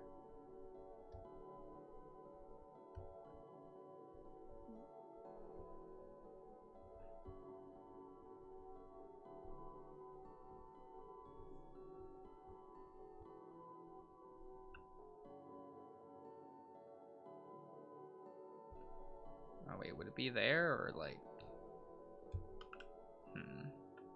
Give me one moment. Eto.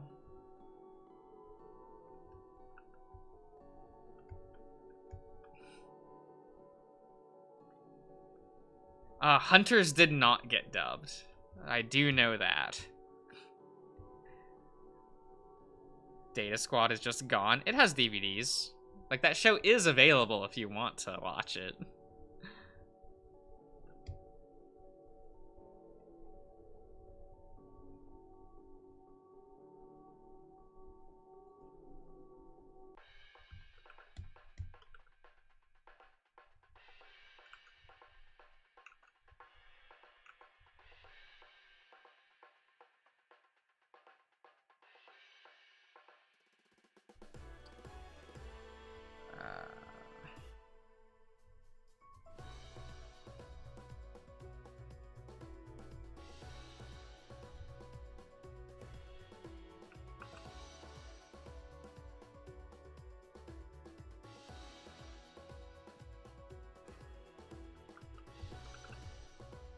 Please share? No, because I don't like Data Squad. I legitimately couldn't finish watching Data Squad. I think I got to, like, the, what I like to affectionately call the genocide arc.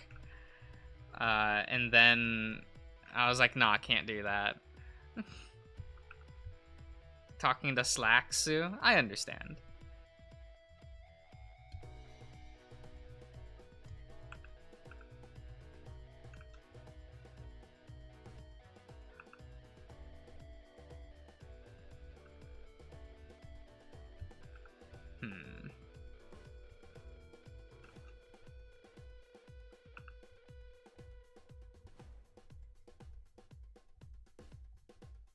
Yeah. Actually, did they ever put Fusion on DVD? I assume they would have had to at some point.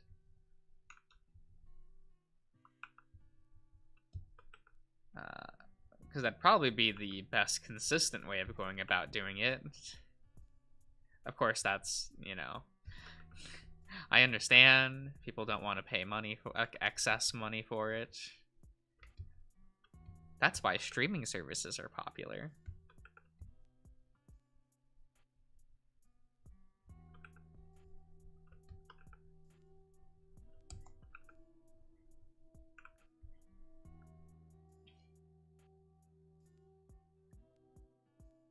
But now they're no longer available. Weird.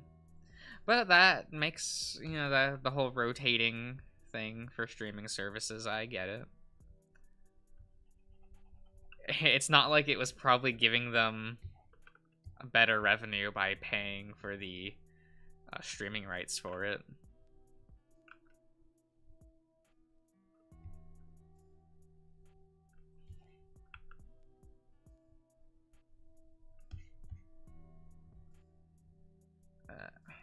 Because Adventure was available on Netflix for a short period of time, and I mean like Adventure, not Digimon like season 1, but like Adventure.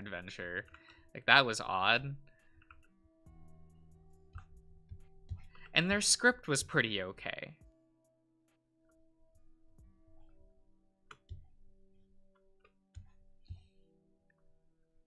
Like that is like a script that people still like use even for fan Blu-rays and stuff.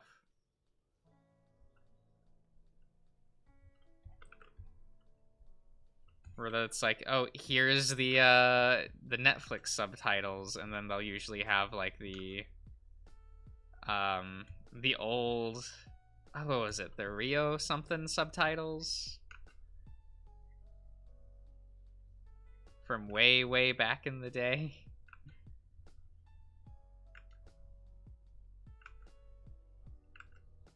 Man, so I had started reading Digimon Seekers and like was a little bit laughing because right away I could tell it was Google like translated.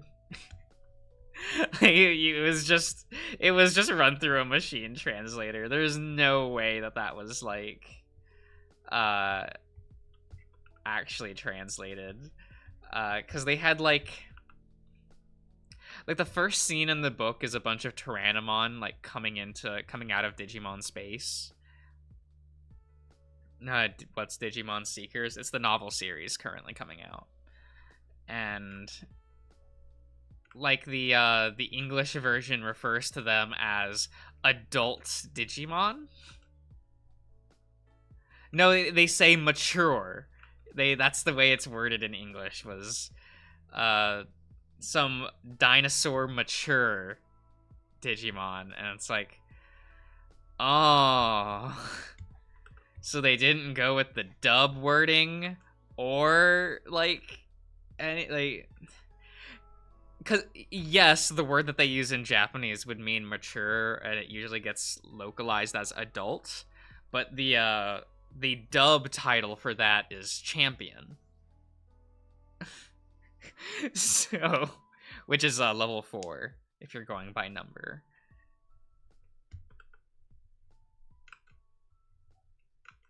And that was just kind of one of those moments where like, I don't know if I want to read this on like the Japanese website if it's like machine translated like this, because I only read like a few pages before I was like, I don't know, this is a little weird.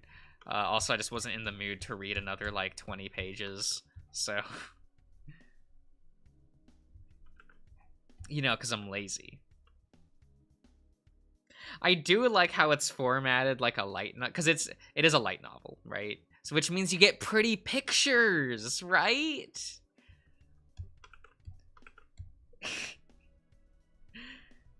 So we like know what all the cast members look like and stuff. And I'm like, cool, but is your deck gonna be good? We only have 2 cards of the main character's deck for Seekers, which is him himself, like as a tamer card, and his partner Digimon.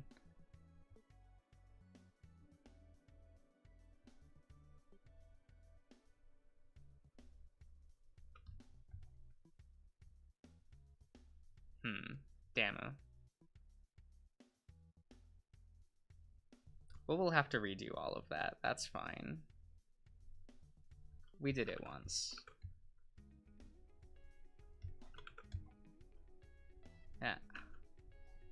That's what happens when you're not paying attention. But it's like, ah, damn, like with the novel, because of that, it's like, ah, it's a little weird.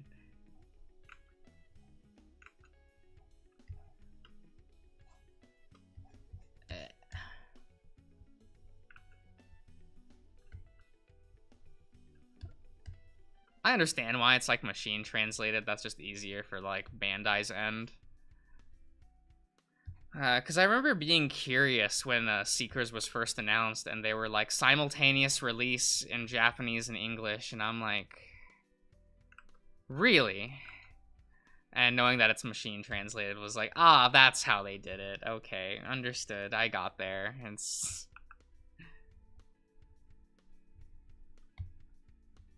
yeah.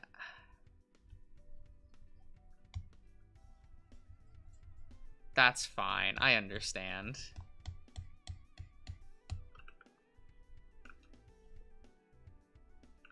Ethel? There we go.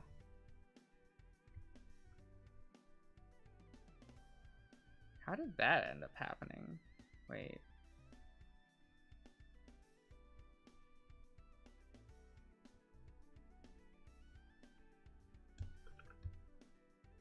Oh, was it just that section? Now, wait a minute. Ethel. Oh, yeah, because that's... I understand what happened now, looking at that. How I had my layers set up.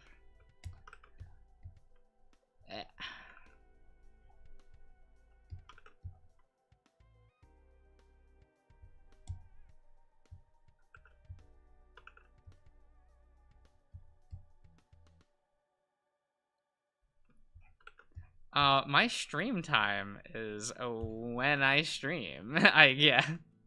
We no longer have a dedicated time.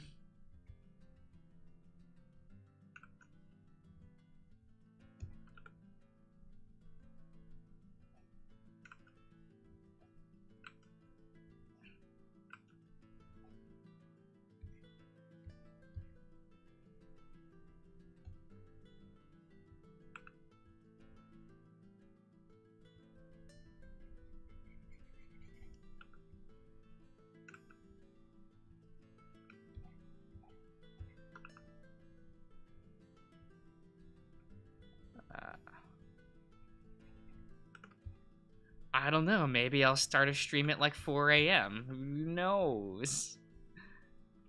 Remember when I did that a couple weeks ago? Wasn't that a fun time?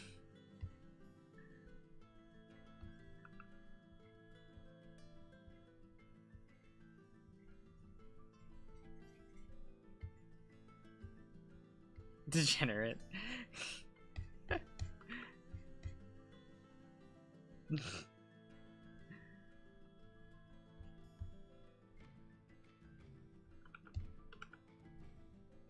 Don't worry about it, Cirrus. Don't worry about it.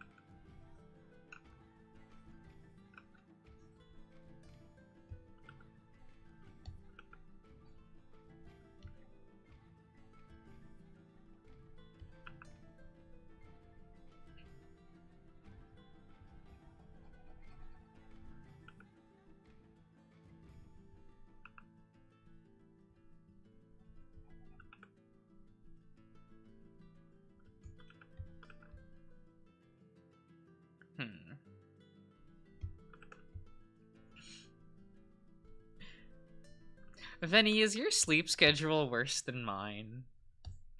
If you're still here.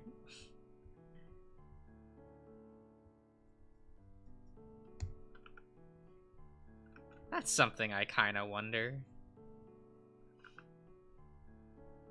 Either way, it it reflects poorly on both of us, but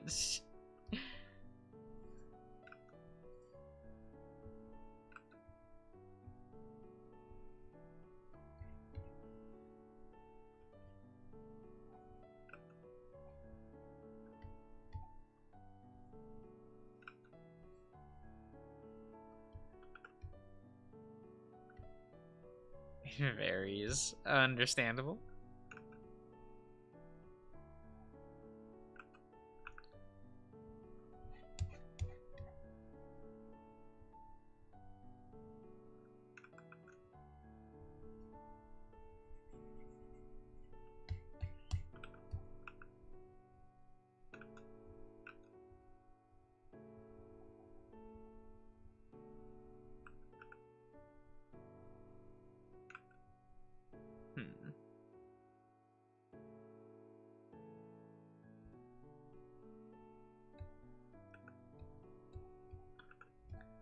So I'm currently in between. Ah, I see. I see.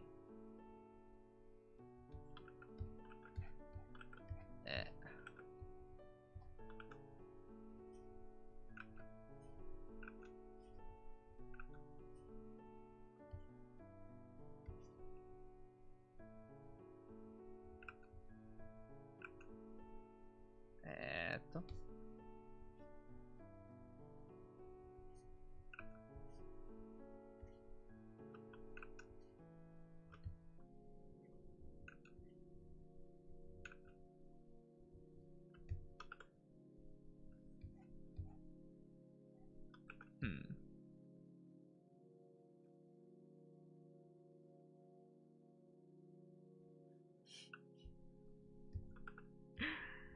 Yeah, we just never got, like, the full thing.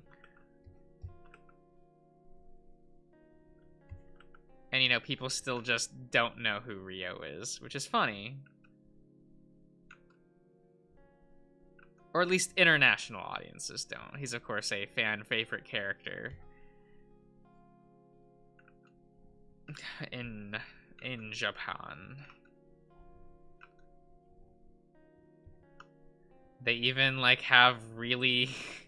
They'll, like, shoehorn in references to him in the card game, even when it's not, like, his archetype or anything. There was an archetype based on one of the WonderSwan games, and in one of the Agumon artworks, you can see, like, his like, name tag that was on his sash, like, in the background, because it's like an Agumon jumping out of a computer is the artwork. So, like, on the desk you can see his sash, and it's like, oh, it's Rio's room. Okay.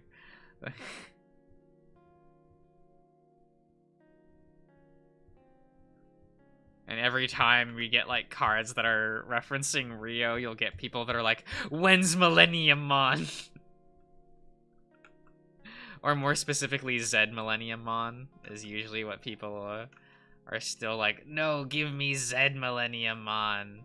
And it's like people are still nostalgic for that storyline. Even though I don't know, I don't really care for Zed. He feels like a Dragon Ball Z villain, if you know what I mean. Where, like, what makes Zed Millennium Mon, like, cool TM is, like, he's big number.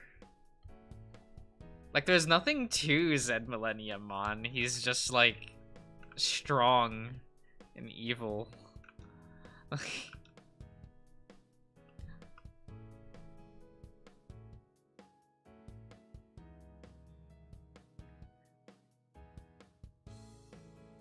We're kind of trash. What do you mean kinda? They are trash. It has never changed.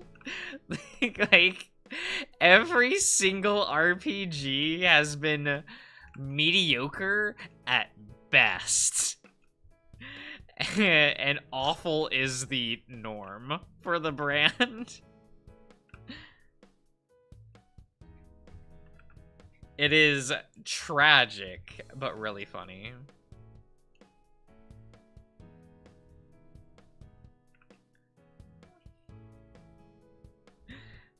If only it had a competent translation.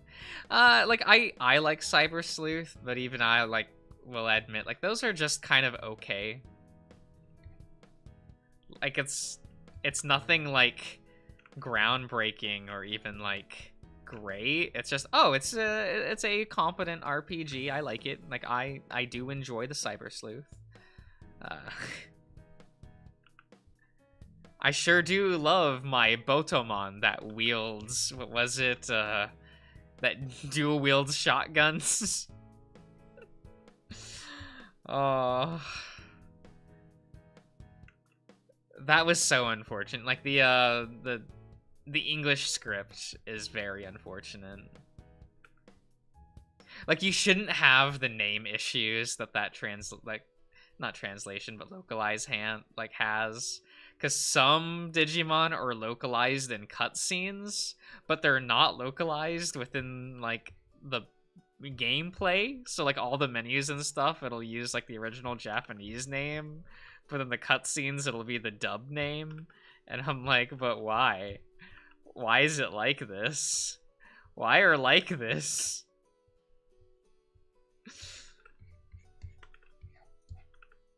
You have, like, references to other Digimon media are localized out of the English script. Like,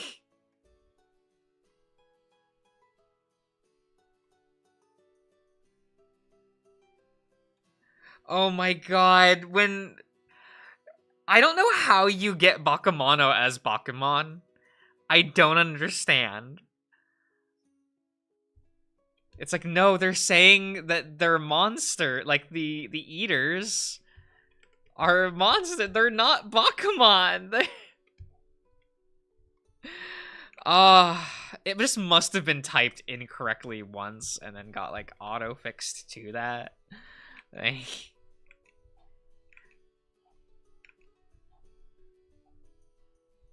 Because I know that happened in, like, the first Digimon Stories game where, like, what was it? The word earthquake, every time it comes up in text, they use the Japanese word for earthquake, because one of the attack names is earthquake, but they left it in Japanese. So then every time it comes up in script, it's just the Japanese word for it, and that confused a lot of people.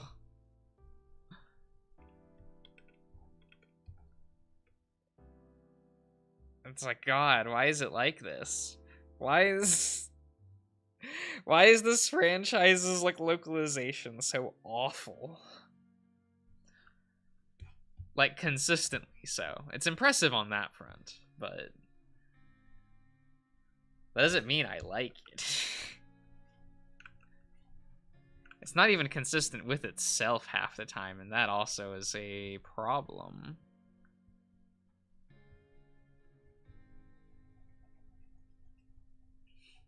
It's like, oh, I love, what was it, Mimi's little brother? Yup.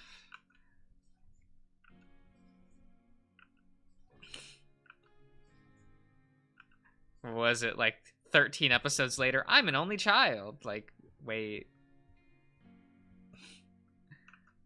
I mean, it would have been really bad if they tried to, like, re-justify it and go like, oh yeah, your brother's on travel or something, but I totally would have expected that.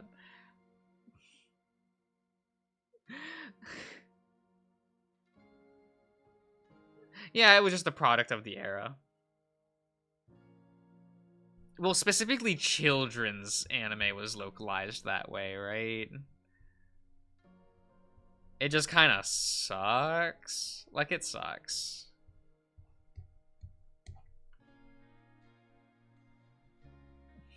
Though I say that, but that's still how children's anime is dubbed today. Like, it never changed. It's just that people don't watch dubbed children's anime anymore. So no one knows that that's how it's done still. Because Pokemon still gets dubbed that way. They have to, like, jump over backwards to relocalize everything. Precure had a really bad localization when they tried to bring over Smile Precure as Glitter Force. Oh, that's so cringy. Like, why is it like this?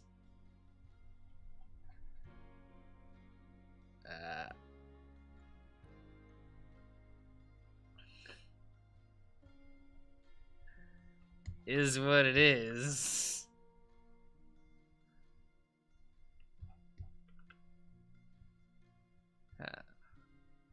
Usually I think it's if the dub is aimed towards like teenagers and up, it tends to be like pretty good.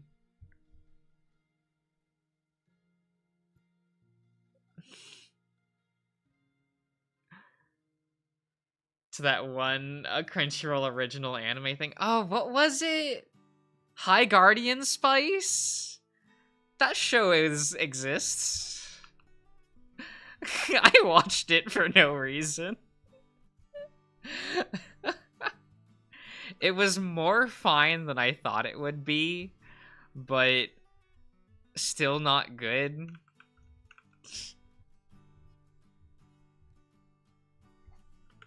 I found that, like, my biggest criticism of High Guardian Spice was that it just could not commit to a demographic.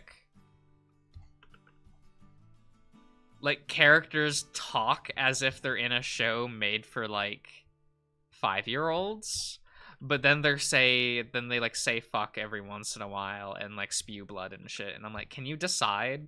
Can you just decide what you want? Like, because teenagers are going to be, like, teenagers and adults are going to be upset.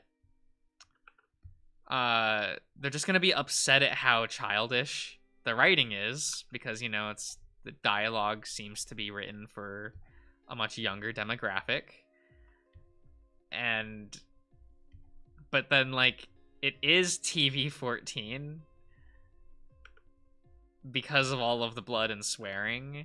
So, like, kids won't watch it. It's so confused. It's so confused.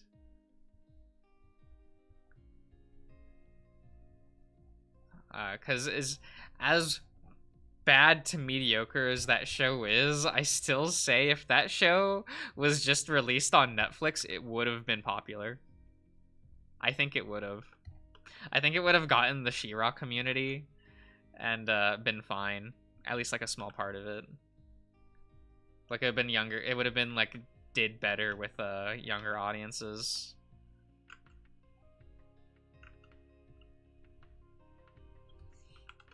Like, putting it on Crunchyroll and advertising. The advertising is probably what killed it more than anything else. Really hitting that Neo Yokio demographic? Yeah.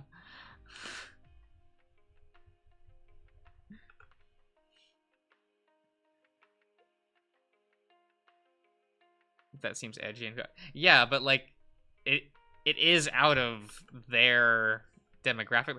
Yes, I know that kids can play rated M games and whatever, right? But, like, marketing wise, you don't make a show TV-14 and then go, oh, but kids are gonna watch this. Like, that's, you know. It was too. I don't know. I almost think, like, because I didn't finish watching Neo Yokio. I got bored of the joke after, like, 3 episodes and just stopped watching. So I feel like the idea of watching 2 seasons of it would almost be obnoxious. That's just me, though. Obviously, if that's your thing, yeah, go for it.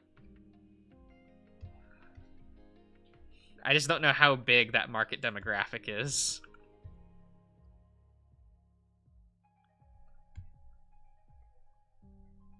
Like, to justify it, especially when it's just on Netflix, so it's not making, like, revenue.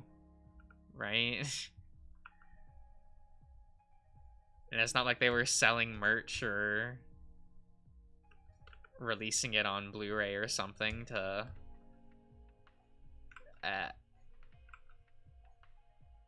try to get extra profit off of it. That's one downside of the whole streaming model, is it's just like, but how are these supposed to make money? Like, I don't get it. Because like half the time they don't get merchandise until after they're popular, and then half the time like the merchandise doesn't matter just because like it's already like 3 seasons in. So like, who the fuck cares? Like, well, I guess fans would, I guess. I know multiple people that still buy Stranger Things merchandise. Is that what that Netflix franchise was called? The not 80s thing? That was like meant to be 80s or something? I don't know. I don't watch television with people in it. Not unless there's a lot of rubber suits and rider kicks involved.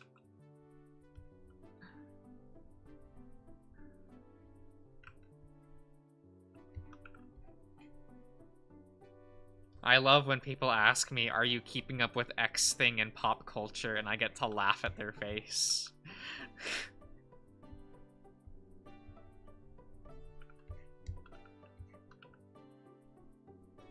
Okay, let's try to... We have a second chance at this. We can make this look a little bit better, right?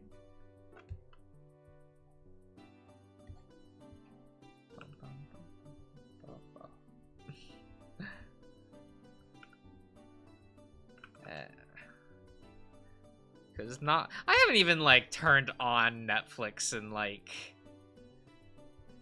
several months. I don't keep up with anything. Everyone's always like, oh, did you watch the new anime that's popular? That's what people sound like. I'm like, no. I'm not watching Chainsaw Man. Stop asking. I don't care. I just don't care.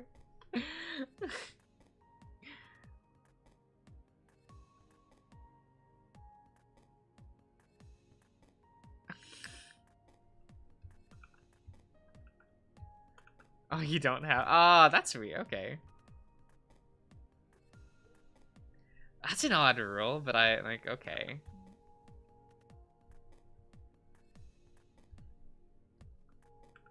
Like, I understand, but that's weird. Yeah.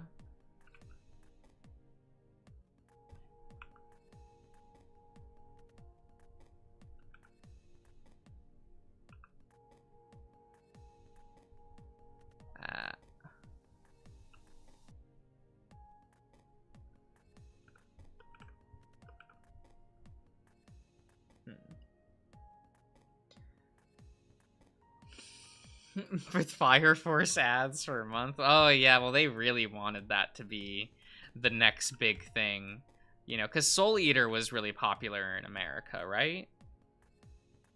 So that manga artist's new manga, and well, anime adaptation of his new manga, has to also be a hit. And I'm like, stop. Stop, I don't care. I don't care. I just don't care. I didn't see anyone notable in the staff list to make me go, oh, I want to watch that, so I don't care.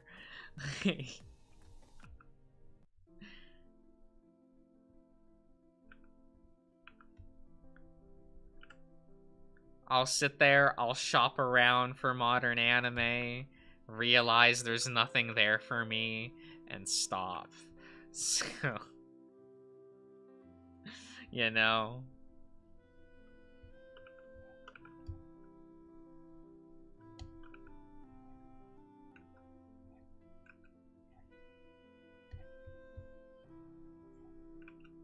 Yeah.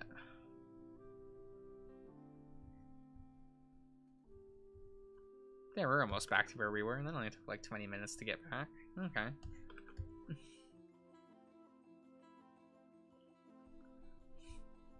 I mean, there are, like, franchises I still keep up with, like, on and off, but, like...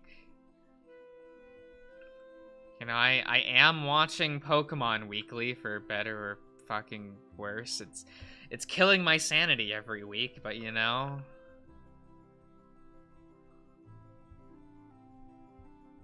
The new Precure this year is actually decent for once. I see that they have the director of the 2018 Gekkoken no Kitaro, probably to save the franchise, since that show did pretty well back in its time.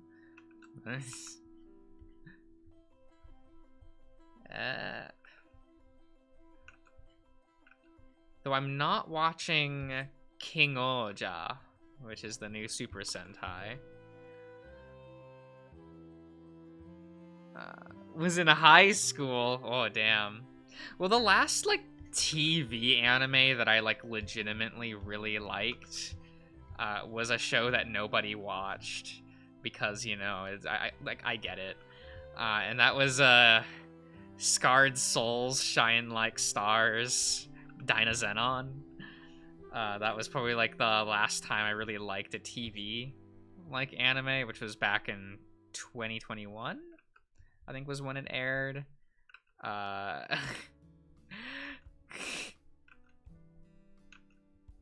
that's not an anime for normal people. That's for me to be like, oh, I like this director. They're neat. They direct the funny scenes in ways that make the normies angry.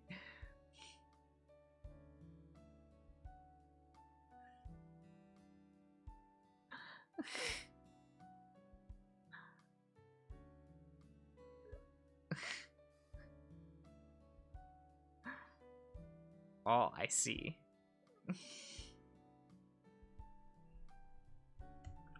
Though I always have to say Dynazenon's name like that. Like, when you look it up, it's actually just SSSS Dynazenon. But, you know, the S's do stand for things. But it just makes it sound more anime when you like read the whole title like that, you know. It's like the anime Captain Earth, you know, where like if you read the logo for Captain Earth, the title is read like Captain Earth.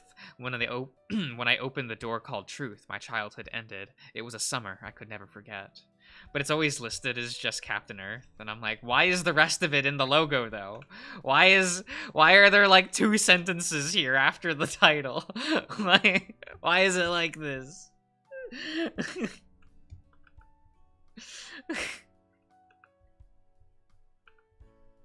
Oh well. It is one of my favorite titles, just from how stupid it is. The show is hot garbage, though.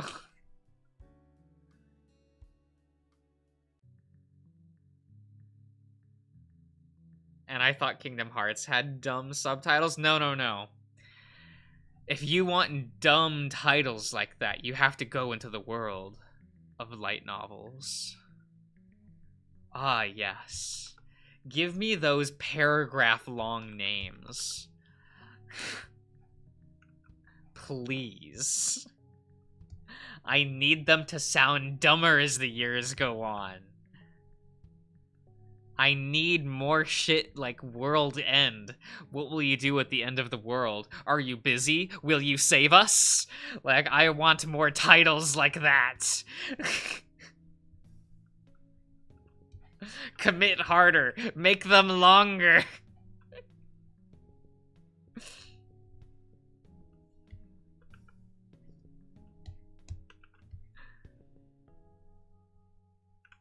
I mean, it's part of the fun part about going into, like, the manga section in bookstores today, right?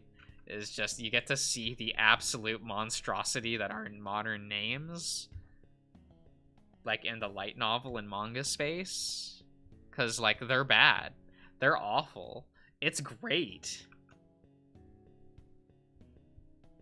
Granted, I haven't bought a manga in a long time.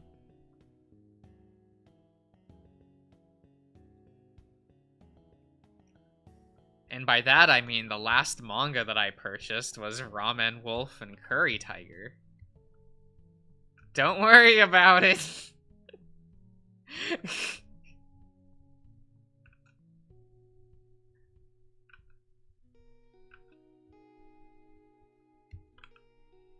Just kind of have to be okay with slapping that on the counter.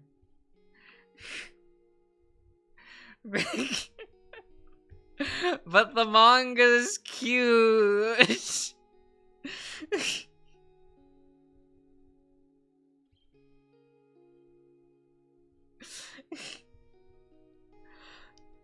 Man, I don't know why. I was like far more embarrassed about like purchasing that like manga than I ever would have been purchasing like special editions of big titty anime games. Cause you know, I slapped the Double D edition of some Senran Kagura game on the GameStop like counter with pride. Uh or Criminal Girls. Or all those other bad, like, waifu games. Or Conception 2! Like...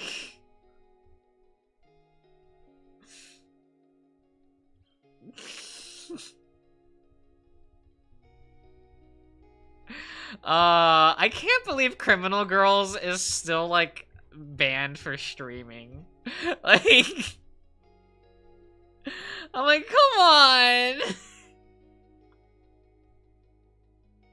What if I want to stream Criminal Girls?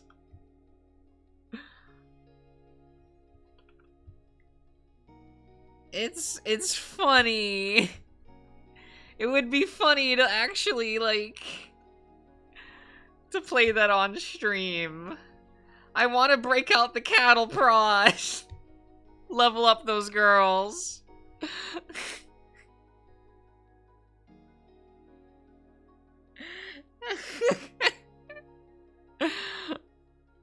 Conception sounds like either a really artsy JRPG or a smut. Why not both?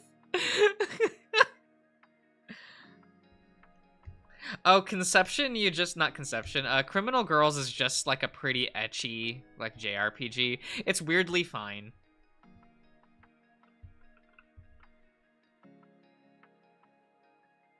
Like, I don't know. I kind of thought that, like, Criminal Girls was pretty vanilla. It's just me, I guess. I was like, okay, sure, yeah, I'll do the touchscreen minigame to spank the girls to level them up, whatever. Like, that's about as, like, bad as it gets. Like, all the images are still censored.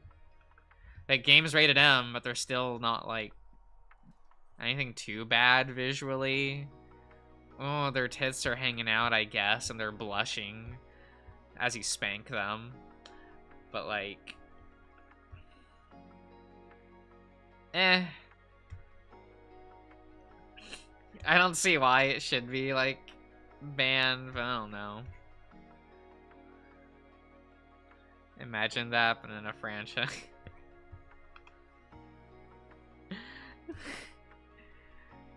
I mean, Fire Emblem's halfway there. I mean, the dignity of that franchise is in the toilet, so...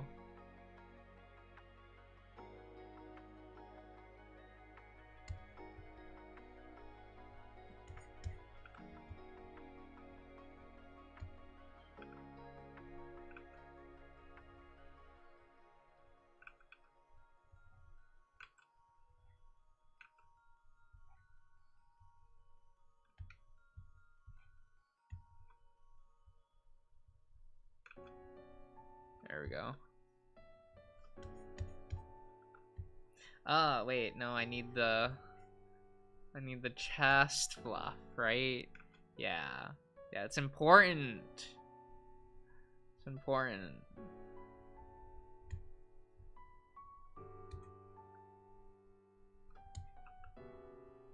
A little bit of chest floof. It's always cute. It's always cute, damn it.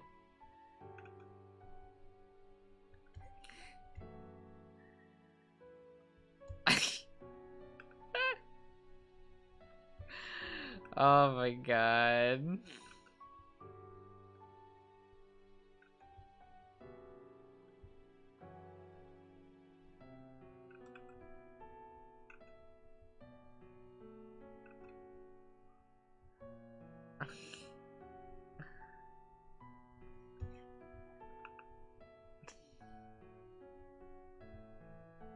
Is this just because, like, I drew Jenna with them? Even though it's on her model? Oh, I'm sorry. What drawing? I don't know. No idea what you're talking about.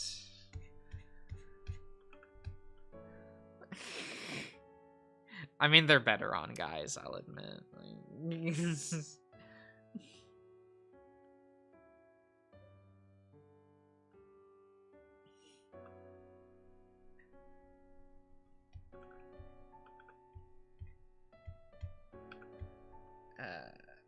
Yeah, so new layer.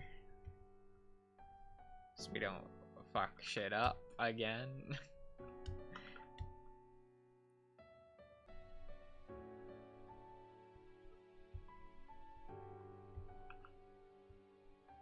Oh, there we go.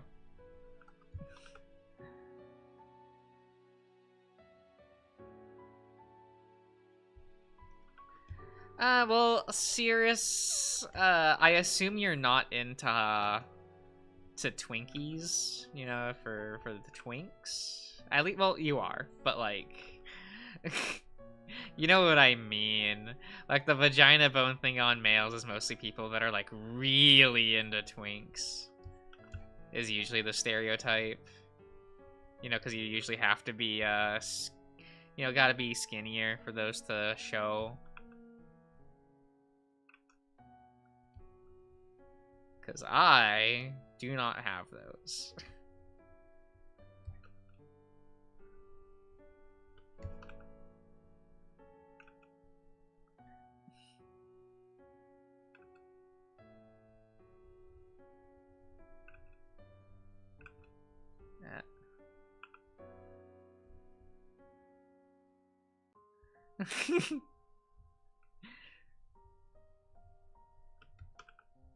I mean, like, Ian has to be into twinks to some extent. He likes TJ.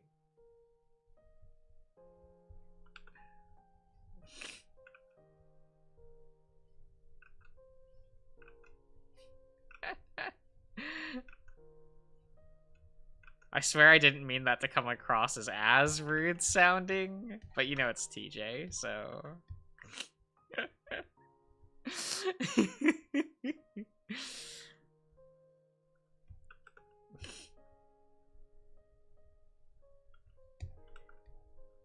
It's just TJ.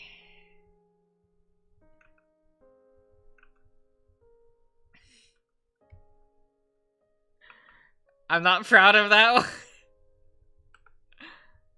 I mean, he has, like, his cute moments. I get it. He's just not my type. It's the same with, like, Carl, where I'm just, like, I just don't care for him on, like, any romantic level.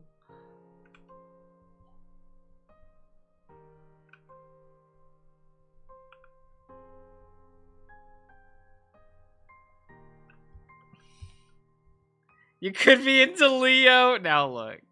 Now look here.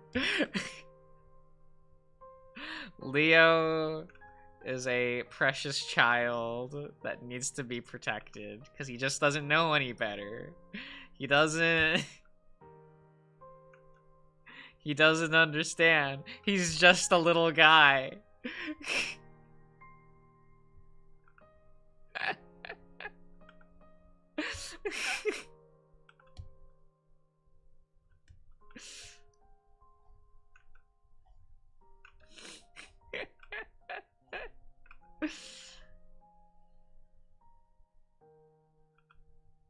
So how come Leo gets shit on everything, yet Jenna and TJ gets just to walk away scot-free? Like...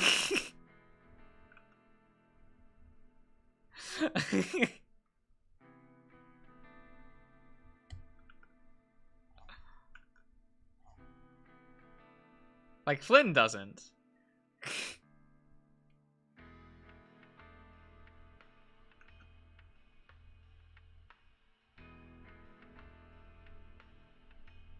But like TJ and Jenna, they get away with a lot. I guess Carl doesn't get away with anything, but it's also Carl, right?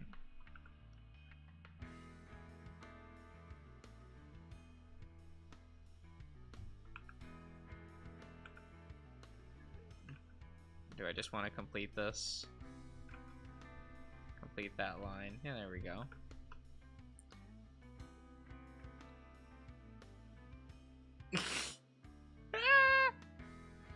Well, I mean, like, Jenna as a character, obviously. Like... so much needless drama. There's a lot of needless drama with Jenna. Where I'm just like, girl, you live like this? Like...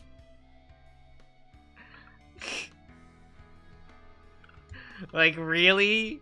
You live with this much hate in your heart on the daily? Like, calm down, it's not that serious. Like, girl, this is a Denny's. Like...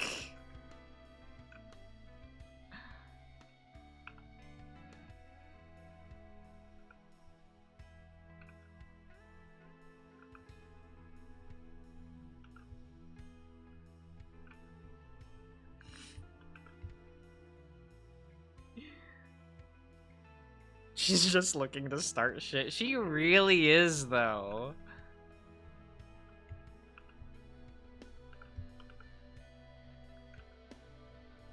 It's just like, girl. Stop.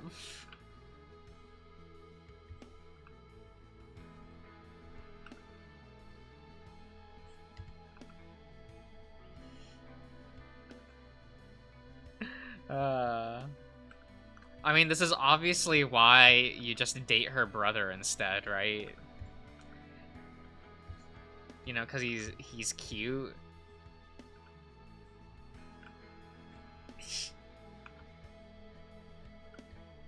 Do I even remember his personality? A little bit. But, like, he's cute.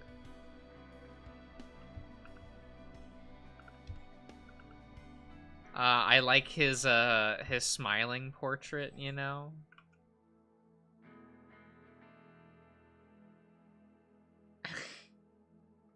Don't even mention his... He's cute!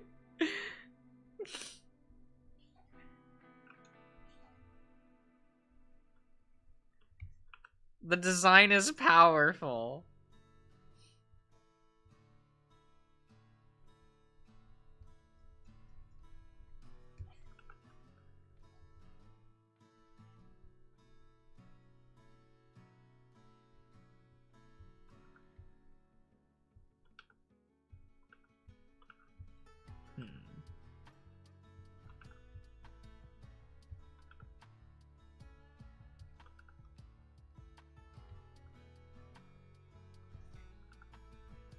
We will begin.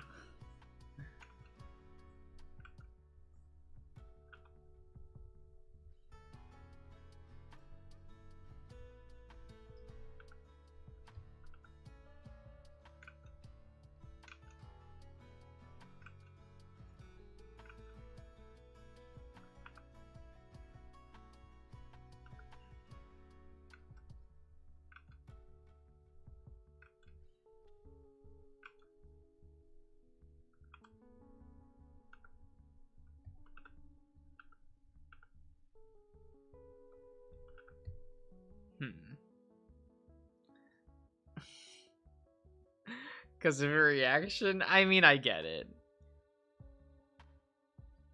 Yassify him like Arch's Brian. Oh my god. I don't even know what yassified means. Besides, Clint's already kind of cute, so... like, he's cute in that, like, shitty kind of way. I swear that makes sense.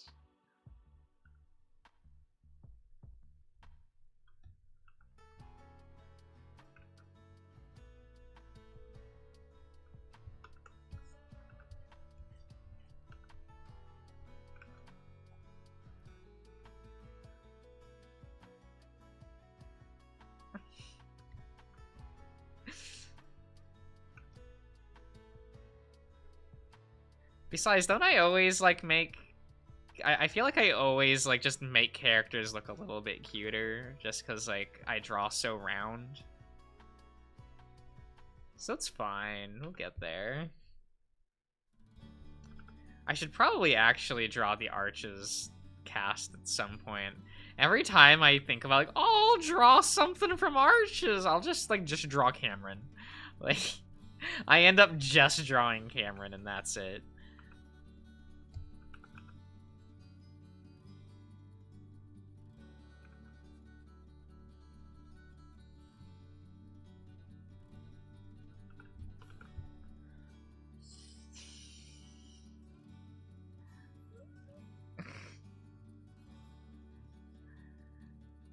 Comfort Cameron. I mean, Cameron's so cute. Don't you just want to, like, shove him to the ground?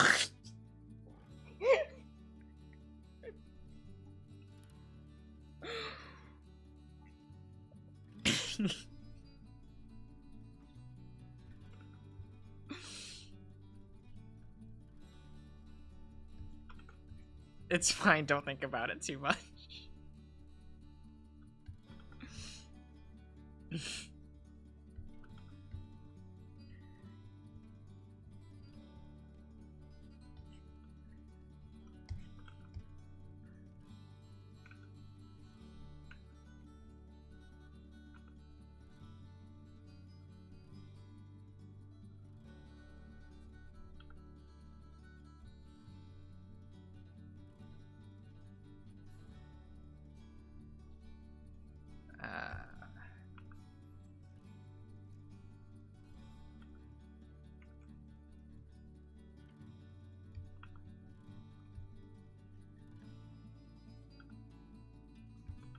There we go. Have you ever gone back and re-recorded the... Wait, we recorded the Brian intimate scene with it? What? Oh, reread, not re-recorded. Whoops, sorry. Reread it. No! I don't casually go back to stuff. I haven't just casually booted up a game in since making the channel, like the first one, because I always at this point I think it's like a waste for me to play a game unless like I put it on the channel in some way. Have you stopped rereading the Leo epilogue? I mean, I don't boot up the game for that because I have a folder with all the screenshots for the dialogue. I should not have said that.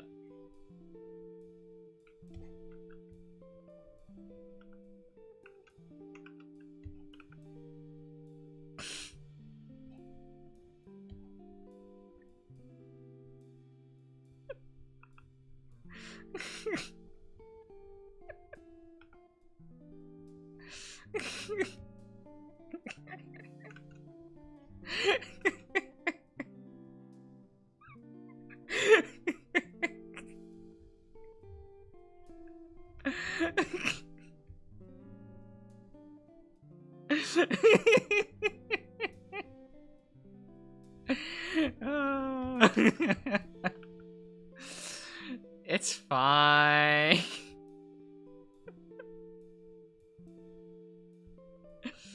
I assume you all probably knew already. Like, that just sounds like a Josh thing, right?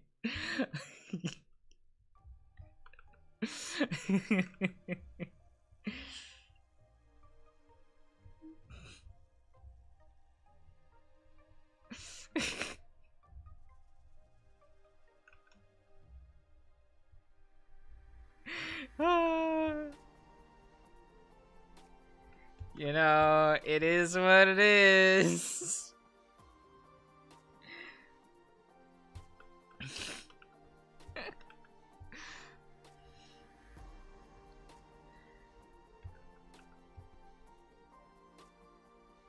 We were hopeful this time. You see, you shouldn't be hopeful, right? Like, you aren't a Blue Lantern, you know? You're not constantly filled with hope.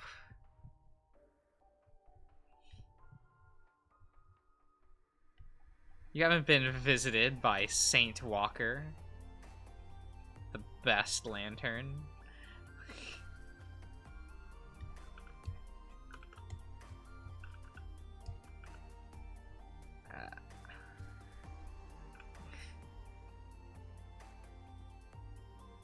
Selkie is not a purple lantern. And it's the Indigo tribe. Come on, Cirrus.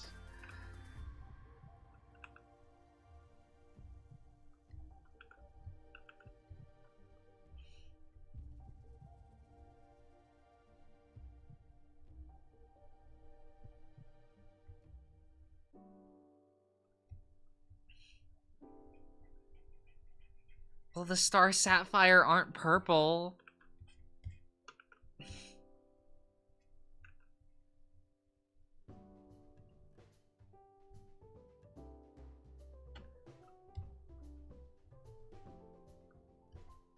The Love Lanterns? There is no Love Lantern Corps.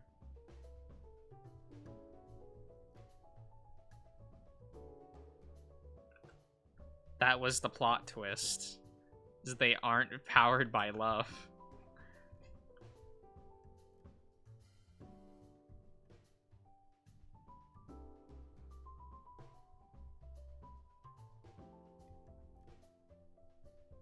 No, they're powered by lust.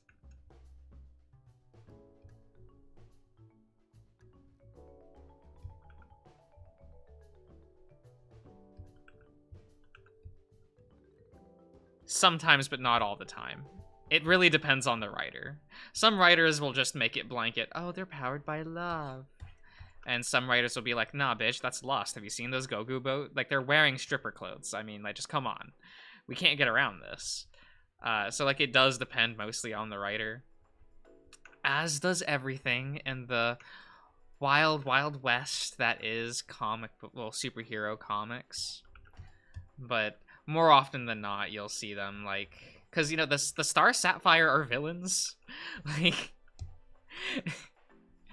that's something that isn't really portrayed too much. But, you know, they are a villain core.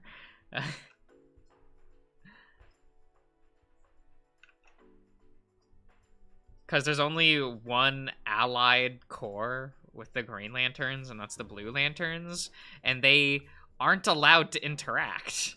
That is a law. Well, they're allowed to, like, partner up, but the Blue Lanterns are not allowed to go to Oa.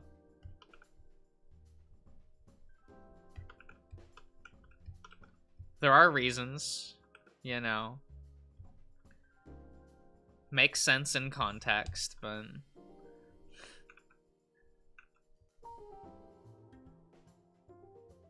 What are all the different cores? It depends on what you define as a lantern core. Besides, it's the emotional spectrum. So it's just the colors of the rainbow. Like, that's the gimmick.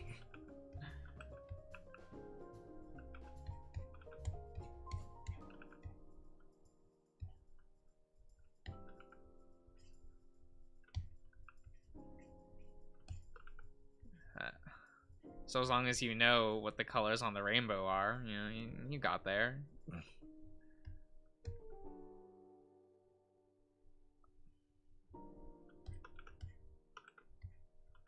And you know, the Blue Lantern Corps is my favorite because I like Saint Walker. It's not purple, it's indigo.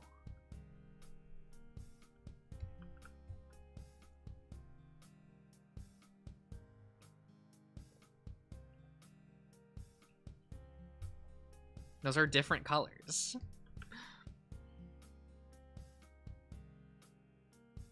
Do I know all the colors of the rainbow? Yeah, Green Lantern taught me.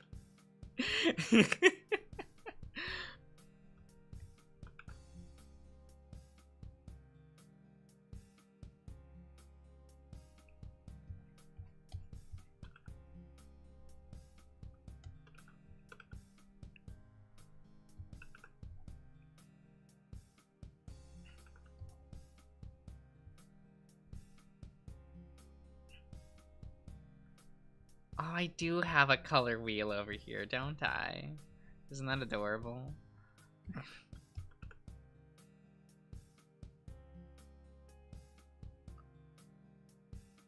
Alright, see ya, Ian. Then what's orange? What evil? Orange is orange.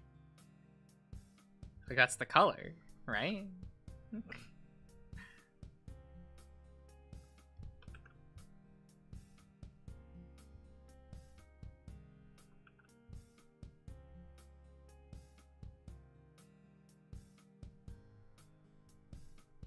Oh, what'd you do, Selkie? Google it?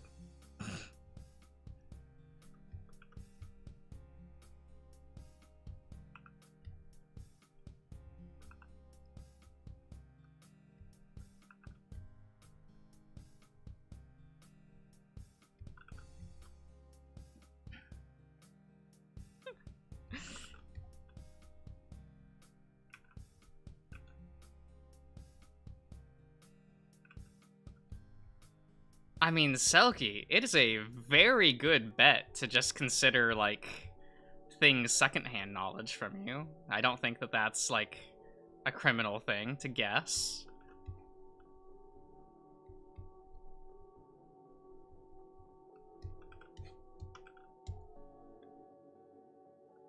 Though the Orange Lantern Corps is, like, peak. They are the best. They have the cutest lantern leader. I will say that. Maybe not the most dateable.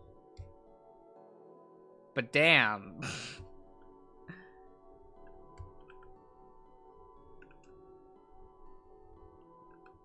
I'm just like, why he gotta be this way, though?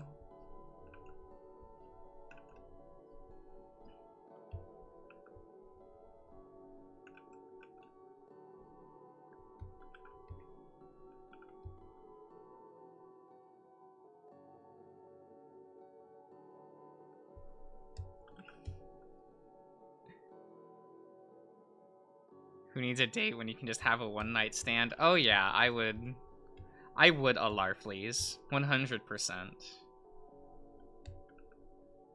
It would probably be really easy to convince him to have sex as well.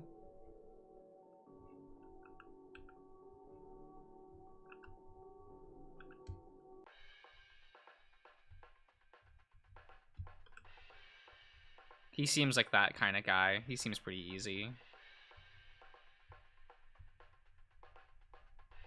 Like, he's already so easy to trick for other things. Pretty sure that you can apply that to having a good time, as it were.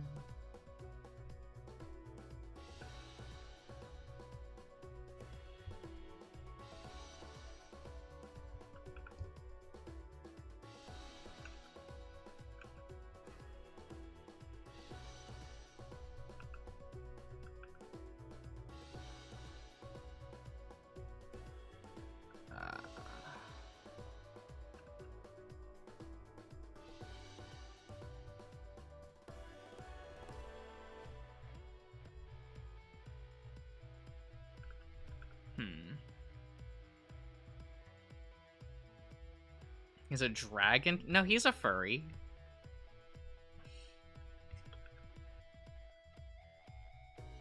Larfleeze is, in fact. He's got the fur.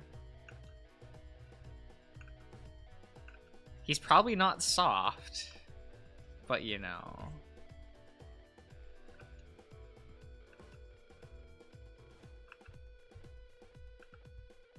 You could probably trick him to bathe. I feel like there are very easy ways to trick Larfleeze. You just have to reword everything.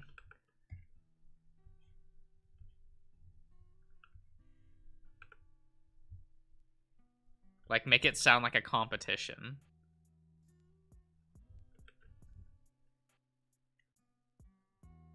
And then suddenly, like, Larfleeze will probably, like, do whatever you realistically want from him.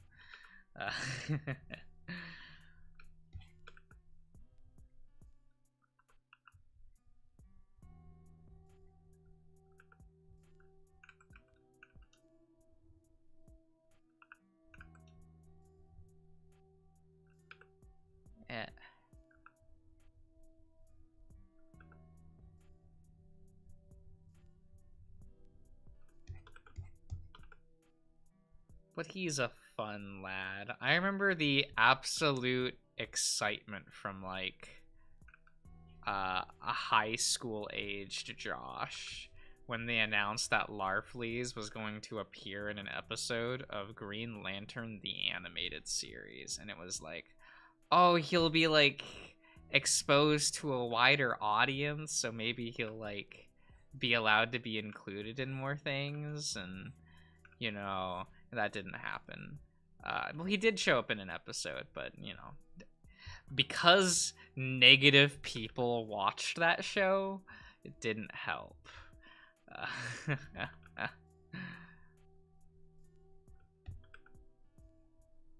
Yeah.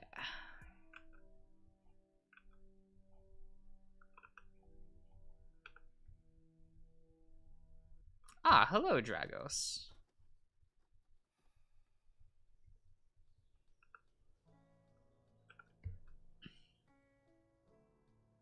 Yeah, he showed up in one episode, you know.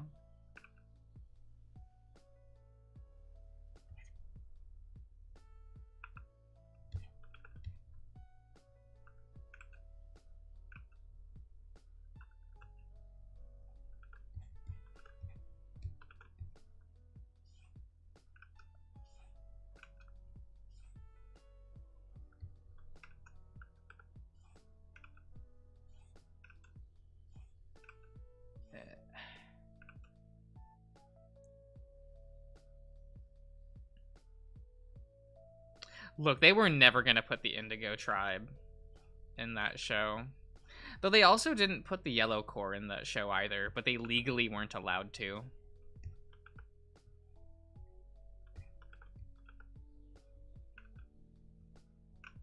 Kind of one of those things.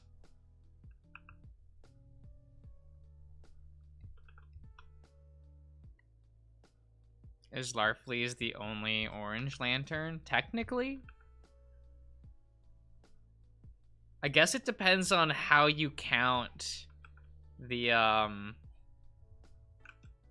his constructs. Like do you personally count the constructs as their own lanterns?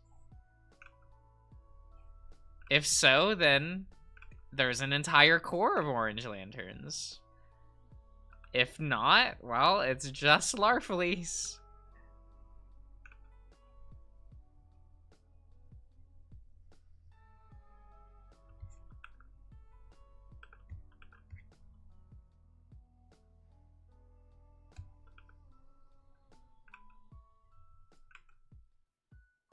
And Dragos, it just depends on the writer. It's not a hard and fast thing.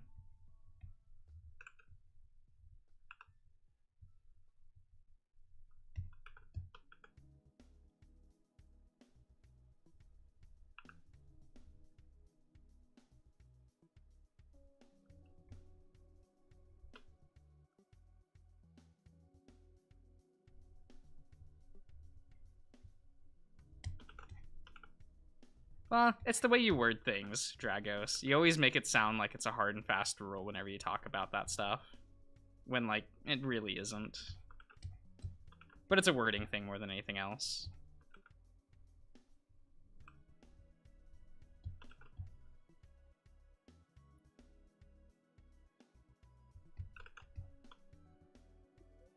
I mean, making constructs isn't, like, that impressive. I mean, like, most lanterns can make constructs, unless you're a blue lantern.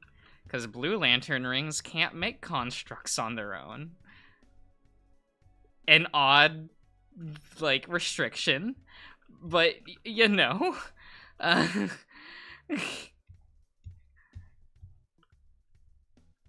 Thanks to Jeff Johns for writing in that thing. Makes them feel like the odd Lantern Corps out, but I get it. You wanted them to feel unique. And by unique, I mean powerless. What do the Blue Lanterns do then? That's a good question. They hope. That is what they do, Cirrus. That is their greatest strength. They hope for a better tomorrow. Do they fight? Not really. They kind of can't.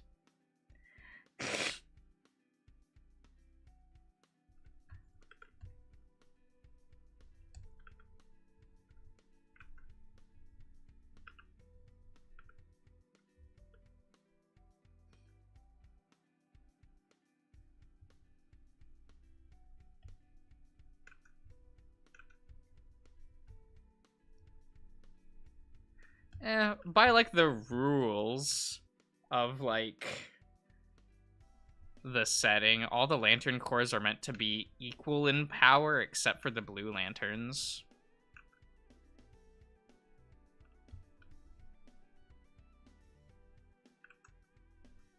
That, and then they introduced the stupid like Pokemon gimmick for the Lantern Corps where like certain colors will cancel out other colors. And yes, I realize that's been in that mythos for decades prior to the other Lantern Corps being established, but it's always like... I'm glad this doesn't come up in writing very much, because that would be obnoxious. Only when it's Hal Jordan, baby! Let's just splash lemonade on him, call it a day.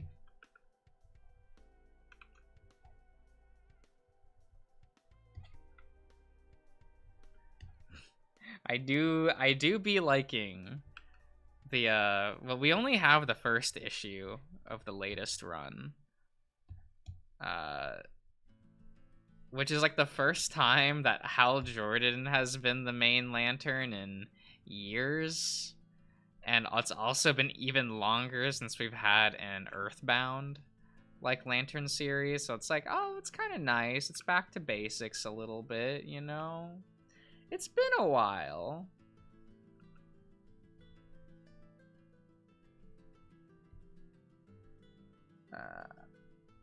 It's kind of nice. I also really like they mostly showed off like, oh, how's Carol doing? And I'm like, blessed. How is Carol doing? Well for herself? Oof. This can only end in travesty.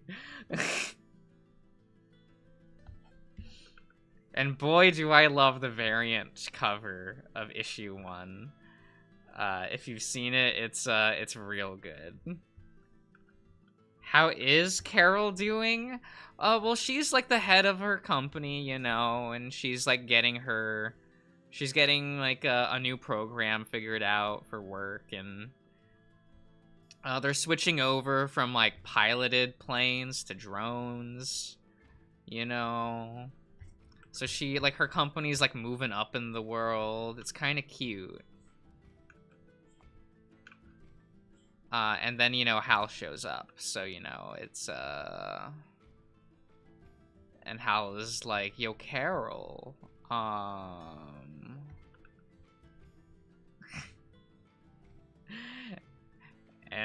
I'm like, oh, please get back together. It'll be the worst relationship. It'll be amazing. I'm here for it.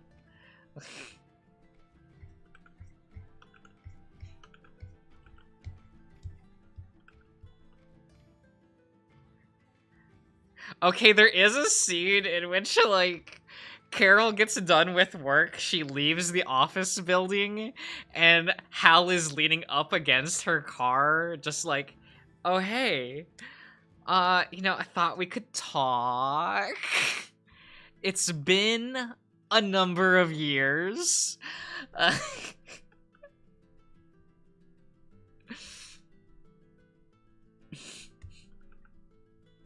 And it's like, Hal, you left her alone on Earth? You think you can just, like, come back and she'd, like, be okay with it? And of course she is, right? Like, you know. She do be, oh, she's not single. She is seeing someone. She had mentioned that in the book, of just, like, Well, she was either seeing someone or like potentially seeing someone. It was a little vague. So, but it's like, oh no, you know she's gonna eventually say, "Fine, we can go on a dinner date as friends." You know, because they're friends, right? They're friends. They're good friends. But and I'm like, I remember at like oh god, was it post Crisis or post New 52 when when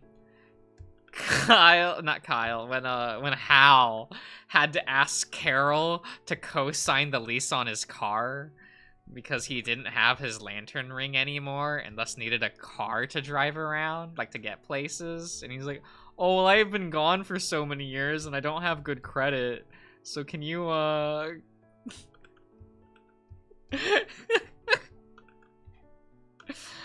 I'm like, bless. I love this. I love like Hal Jordan being like kind of a shit, right? Like in his personal life where he's been a hero for too long that he doesn't know how to person anymore, but he's still like trying to be charismatic about it. That's my Hal Jordan. Like that's the Hal Jordan I want. Just like, oh, he's like one of the greatest heroes ever in the DC universe. Cannot hold like a personal life together to save his life. It's beautiful.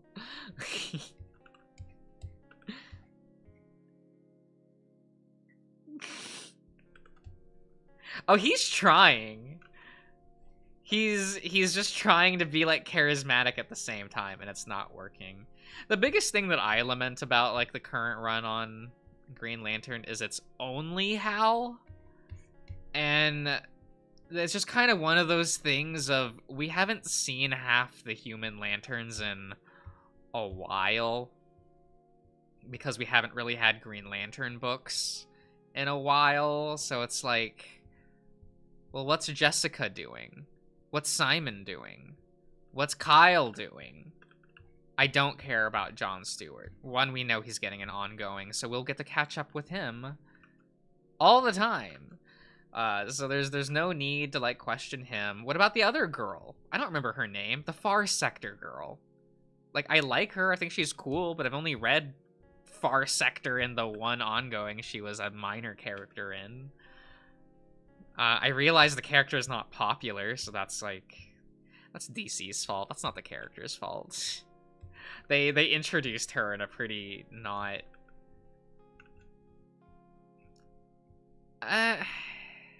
is not great the word I want, like the phrasing I want to use.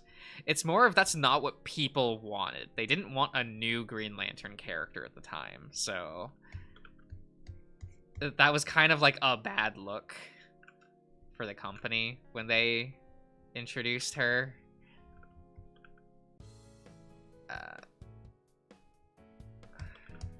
Because what, that was Future State, I think that was Future State. And I don't think anyone liked Future State. I certainly didn't. I hated that event. Like, what a waste of my time. But that's what event comics are for. Oh no, so it's not an alien Green Lantern woman. They had introduced a new black woman. And I cannot remember her name off the top of my head. She has like a really cool pompadour and like Green Lantern sunglasses. Her design's great. But it's just, it was a like move to push diversity in an era in which like people were tired of the diversity push within comics. So it was like not the best time to be doing something like that. And people were already complaining that there were too many human Green Lanterns, and thus, like, And now we have to divide that even more. And even then, there are only 2 white Green Lanterns out of the... Oh, how many do we have now? I'm not counting Alan Scott in this number, by the by, because he is Sentinel. Like, he is not called Green Lantern anymore, so we're not counting that. Okay. Yeah, that's her name. That's why I can't remember her name. I can't fucking pronounce it. Because we have John Stewart, Kyle, Adore the Shades. Aren't they cool? She has a fun design. But yeah, we have John Stewart, Kyle, Jessica, Simon, and there's is he Taiwanese or is he Vietnamese? We have like an Asian kid, and he doesn't see any screen time. I know that this is more of like a personal gripe, but I really loved when we had a writer for one of the Green Lantern writers that we had a few years back now. His whole thing was like he really wanted to have a diversity push, and he was like, we're gonna promote people of color. So he wrote out all of the Hispanic and Asian Green Lanterns and just had the new girl and John Stewart. And I'm like, sir, I don't... This is a less than stellar look. Like, I get what you're doing, but also people cheered, right? People are like, oh, this is great, you're promoting people of color. And I'm like, but he wrote out the majority of the people of color. What are you talking about? Like, I understand, but them's the breaks.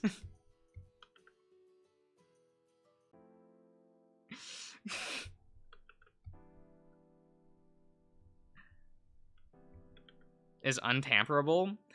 So like something that did upset a lot of people was that this writer did write out Hal Jordan and Guy Gardner, who are the white Green Lanterns. They like just weren't in the book, really. You got like one scene where they showed off like what Guy was doing, and Hal was there to set up the next story arc for him. What was the one superhero who was like... Yeah, that was Kyle. That was Kyle. That was unfortunate. That was very, like... Kyle hasn't been in a book for so long, and you do this? Like, he was meant to be, like... yeah, he's Hispanic, but, like... And his initial introduction wasn't really meant to be like, oh, here's your Hispanic representation. It was more like, here's your next generation Green Lantern. And then they just decided to drop that entire gimmick and write out Kyle entirely, which... That was the Green Lantern I grew up with. Like, I was a Kyle kid. So it feels bad that he's barely around anymore. And then the one time they use him for promotional material, it's like that. Like, what are you doing, guys? It's so annoying. But it's Green Lantern, and no one really, like, cares about the promotion of that book. I mean, I get it. They're not in the movies, so... Because DC cares a lot about that for some reason of, oh, we need to use characters that are in the movies. You know, cross-promote. And I'm like, but DC, your movies do awful. At least Marvel has the legs to stand on of, like, look at our box office, baby! As much as I dislike when they try to, like, sync up the comic characters at Marvel with the movie shit. Poor Wanda. She doesn't get to be a character anymore. Are you forgetting the legacy? Wait, the legendary Green Lantern live-action movie? What Green Lantern live-action film? Don't know what you're talking about, Cirrus.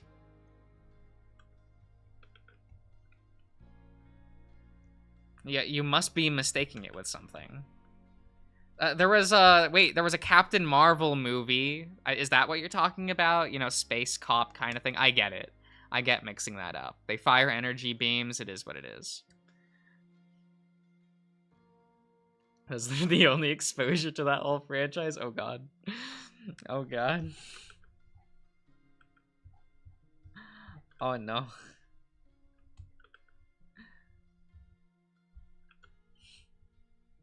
That's unfortunate.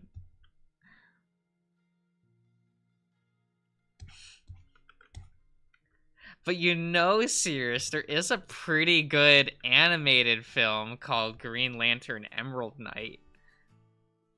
That one's really cute. It adapts a handful of stories from like tales of the Green Lantern Corps.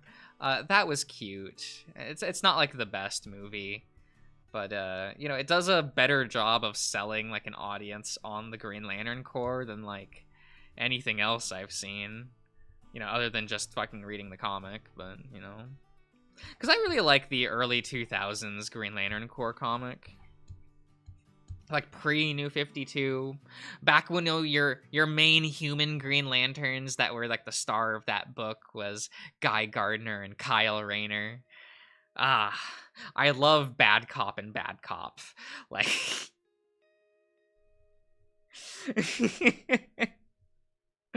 I love that moment really early in the book where like Guy Gardner puts up a shield around a guy in space so he doesn't suffocate, and he has to like interrogate him, and he's like, oh well, you know, you better tell us what we need or I might like disable this force field, right? And he starts to disable it. The guy starts choking to death.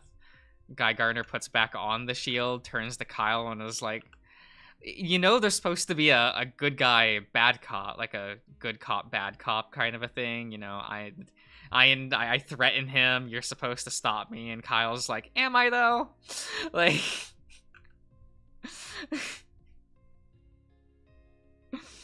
love Kyle. Their dynamic was so good, like Kyle and Guy Gardner. But, you know, people don't like Guy Gardner anymore because they're like, toxic masculinity or some shit. I don't know. Whatever the buzzword was that made people not like Guy Gardner anymore. And Kyle doesn't get to be around anymore because I don't know. I don't know. I don't know. Are the Hal Jordan's fans from the 80s still upset about Kyle? Is that it? Superheroes are wild, as the people who read comics are it. Oh yeah, yeah. Like it's one of those unfortunate things where it's like, oh, if you're only a comic book reader, you cannot have a conversation with someone who's just a film watcher because you've experienced two completely different things and they're not even like remotely similar. Which does kind of suck, you know? It used to not suck, I will admit. Like, for years, I was, like, perfectly fine with the movies being, like, the movies. And it's like, oh, it's kind of fun. Like, you have this, like, weird reimagining of these characters. It's kind of quirky. And then they started changing the comics to reflect the movies. And that was where I drew the line and was like, I now hate the movies. I now can't watch these. I kind of hate them. Like... I am so sad about certain characters, like, you know, having a funeral for the character of Miles Morales was a sad one, but you know, it needed to be done because I'll never get that character that I liked back. It's unfortunate.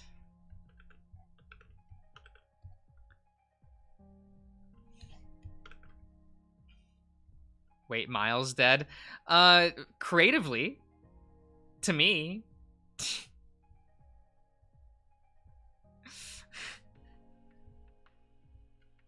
I liked original Miles, and we'll never get a character like that again. I understand.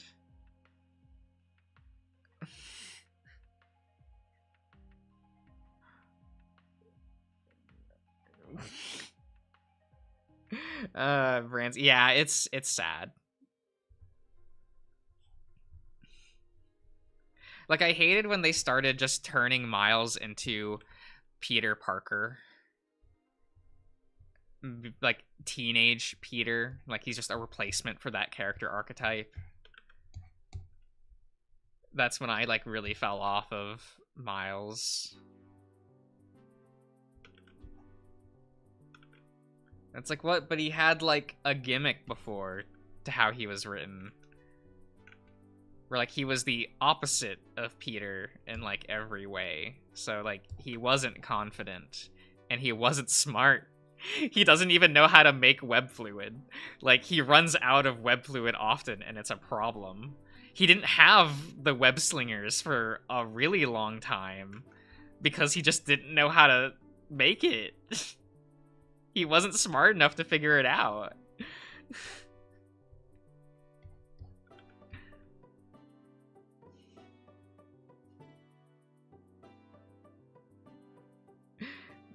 How do I shoot web? Well, like, to make it, right? Because in the comics, it isn't organic webbing. Like in the Sam Raimi movies.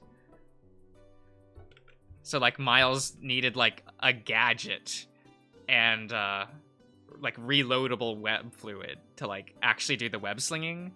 So his first, like, more than a year of his original comic, he just didn't use web slinging or anything because he didn't have it.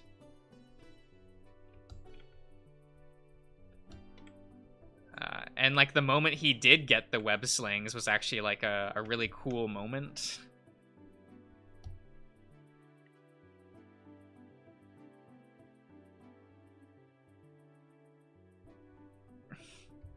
To avoid introducing... Yeah, it's annoying. But, like, yes and no. The Tom Holland movies, I haven't watched them. From what I understand, they're more... They pull more from Peter's time as Ultimate Spider-Man than Miles. Is what I've been told. But I don't know because I refuse to watch MCU films anymore. Usually, like, something will happen in the comics and I go, this was a movie thing, wasn't it? Or this is in preparation for a movie, isn't it? Well, yeah, because that's what, like, Peter does, is... Peter needs to, like, make his own web fluid. Because he's a genius. You should stream the Marvel... No! Oh my god. I haven't, like... Is there only one MCU film I like? I think there is. Of the ones that I've watched. And I've watched all of them up to Age of Ultron was the last one I watched. That was where I just said, I'm done. Not watching any more of this bullshit. If they're gonna make this movie and disrespect my man, I can't even call him my man. I, like, barely read his titles, but, like, when it was first leaked that Ultron was gonna be the villain of the next Avengers movie, I was immediately like, oh, are we finally getting him? Are we finally getting the boy, the lad, Mr. Hank Pym? Mr. did nothing wrong himself.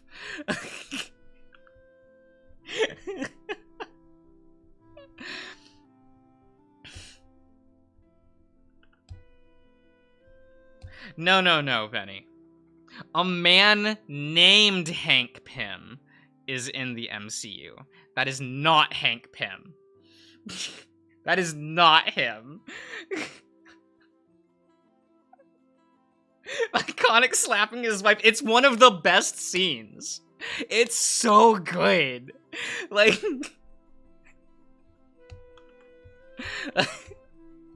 I know that people don't even read the dialogue in that scene where he slaps Janet, but, like, even out of context, that scene, for lack of a better term, it hits. like, immediately you kind of understand what's happening with Hank and his, like, tragic emotional breakdown. Where he's like, no, I have to prove that I'm a hero. I have to go out there and save people. Janet tries to stop him. He slaps her to the ground. No, I have to prove I'm a hero. Like, Hank. Hank, I love you. I really do. But this ain't it. But this is great. Like, the eternal struggle, like, for a really long time for Hank Pym, of him trying to prove himself a hero, and that tragic downfall. Like, that's what makes that character for me. There's something about that just... No, I'll finally do good in this world, creates Ultron.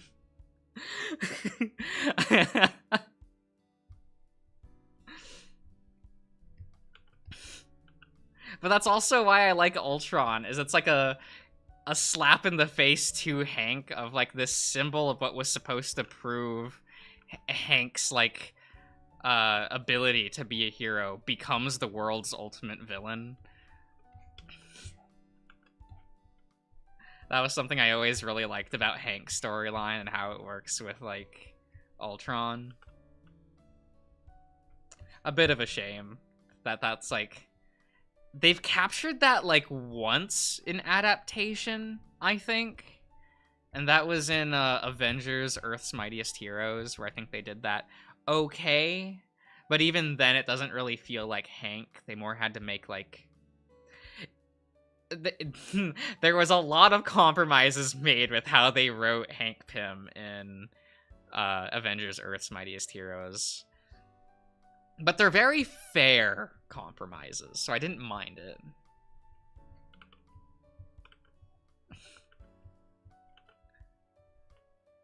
So it is what it is. And they just gave the entire thing to Tony. Oh my god. And that's like the wrong character, right? Probably. I don't remember anymore. I guess there was no one else in the MCU you could have done it with. Like, given the characters that were available, I guess Tony is, like, the one to use. Unfortunate. And what, they didn't want to really lean in on Tony's main... his main arch nemesis, his liquor cabinet?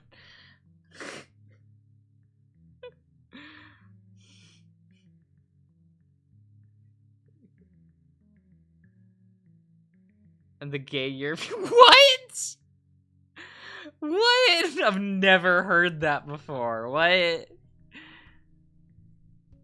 What is happening? Gay European... Okay. Are those movies good? I'm not even talking about in adaptation. Just, like, are the Tom Holland Spider-Man movies good? Like, are they good movies? Are they doing the thing the good?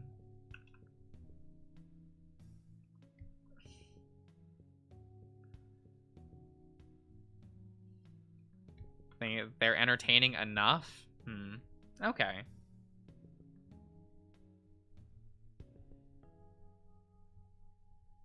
Because I always hope that even though, like, I know I wouldn't like those movies, I always hope they're at least, like, good.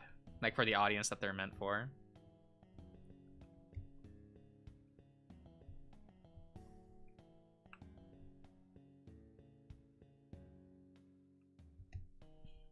Then again, there's only one live-action comic book movie I like, and it's for all of the wrong reasons. And people don't like that opinion. Because the only live-action comic book movie I'll sit down and watch is, like, Spider-Man 3. Not because it's a good movie, but because I have a good time.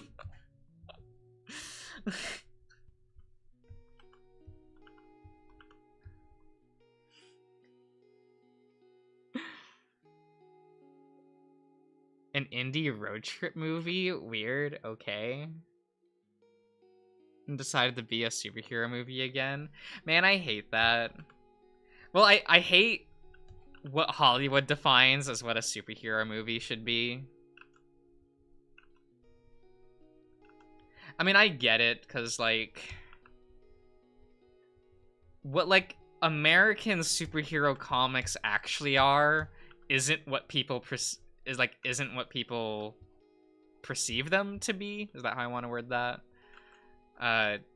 Because, like, American superhero comics is just a soap opera. You are watching this, like, highly melodramatic soap opera where the stakes are so high emotionally, but not in, like, the saving the world kind of thing, but in just, like, oh no, you lied to me. You know, it's like if you're reading, like, the 80s Teen Titans, you know, it's, wow. The amount of, like, you slept with who?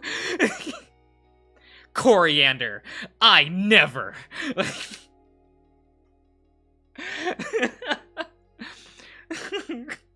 Or my favorite, I literally only dated you for multiple years so I could reveal myself to be the villain the whole time to see your sad, sorry face when I say I don't love you. And I'm like, yes, this is the type of high melodrama I'm looking for. Like...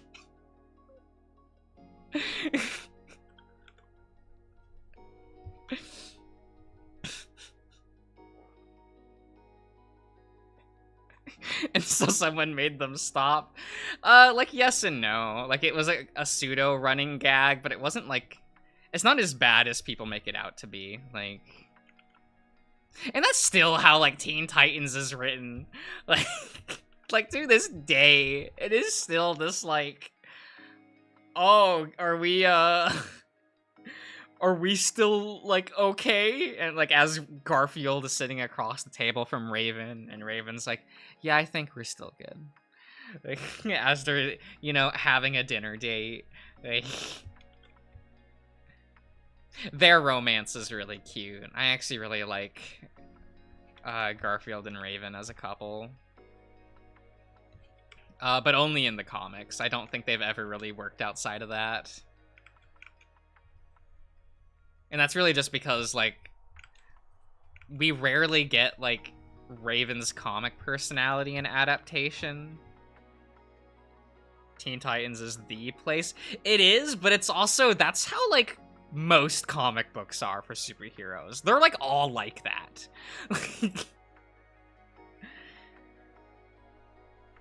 They're all these, like, high melodrama things.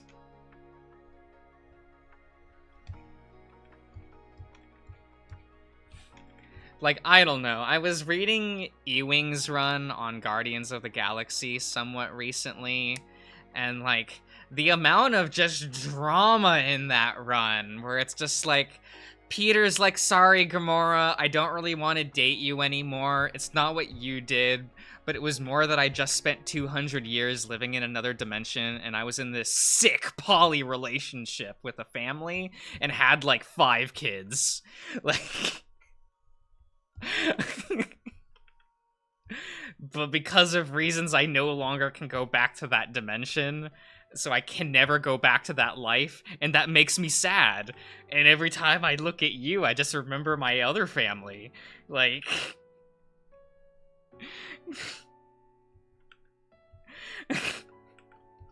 But, like... Gamora has one issue in which she's upset, notably so, and then goes... Yeah, but we're still a team. And they just do it. They make it work. There's, like, no more real melodrama between those two. They talk it out because, like, Gamora and Peter, they know each other so well that, like, they'll have one spat and they'll get over it and are able to, like, tough it out for the team. It's really cute. I kind of like them in the comics.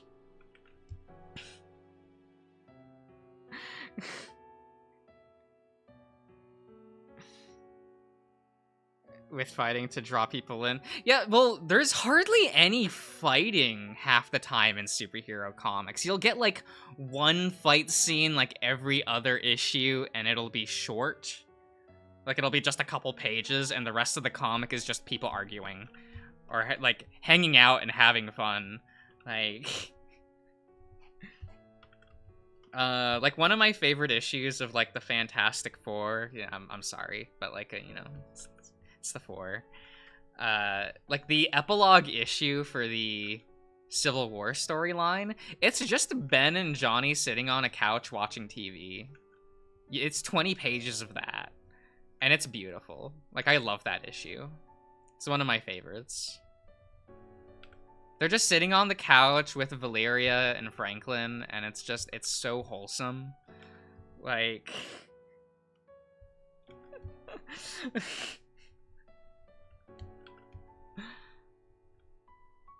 you know, like how that team should be. Like, there's still a lot of drama, of course. You know, it's the Fantastic Four. So you're getting some drama with that team, and it's great. I actually really like that Doctor Doom was in that latest run of Guardians of the Galaxy. That was really fun. He, like, joined the team for a bit. It was cute.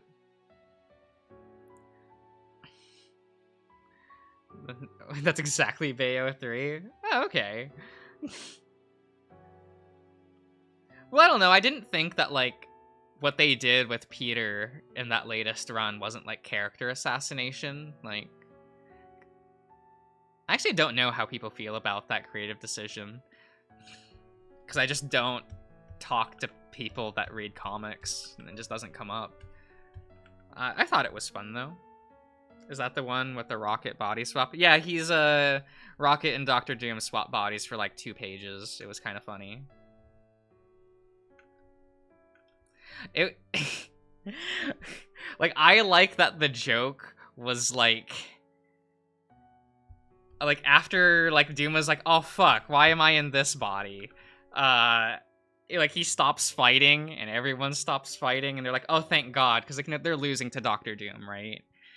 And he's like, Doom looks at the Guardians again and is like, you know, even with Rocket Raccoon's body, I can still kill all of you. And Moondragon looks at him and is like, yeah, but your pride won't let you. Your pride won't let you defeat us as Rocket Raccoon. And he's like, damn it, I've been foiled. So they just have to talk it out instead of actually fighting. Shit's so funny.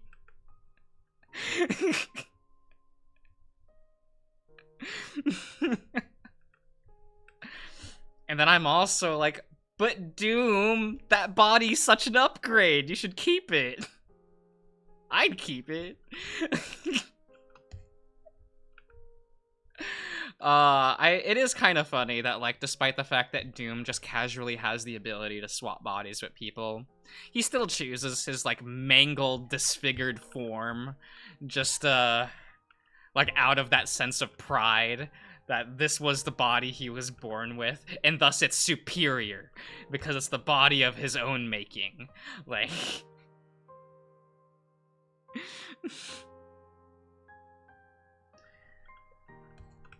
Oh, I do love Doom's speeches. They're so good. The issue where he just tells off Xavier for being, like, an uptight, like, loser.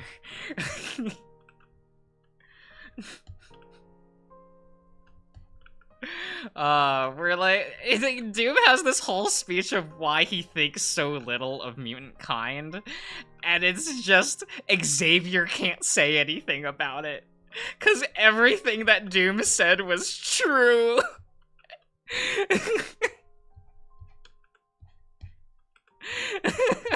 Because Doom uses the argument of, you think you're so superior just because you're born with powers?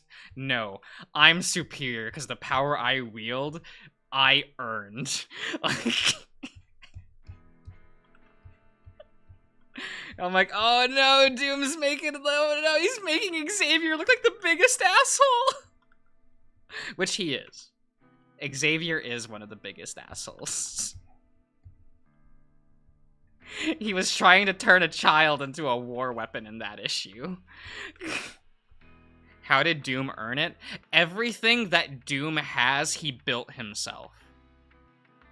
Like, he was born in, like, into poverty in a third world country and had to learn everything. He had to learn engineering from scratch, get a scholarship to go to college and everything.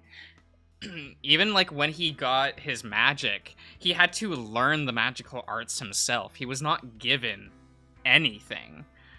And he used those tools to take his kingdom and to become king of Latveria. Like, Doom is a self-made man within the context of the Marvel Universe. It's something that, like, he holds great pride in. That he sees that everything he has, he's earned.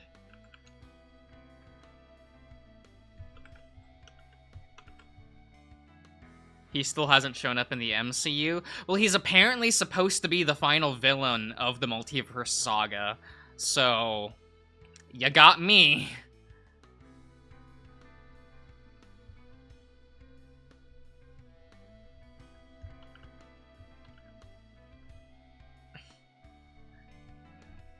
Eto.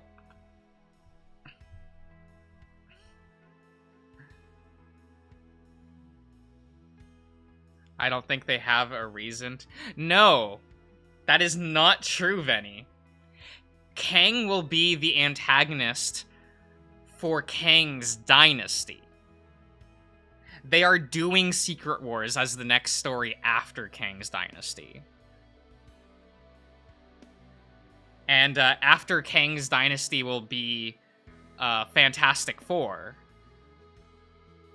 To introduce that phase, like the next phase of story. And then the finale to the Multiverse Saga, not phase, saga, because it's taking place over 2 Marvel phases, or 2 or 3, will be Secret Wars.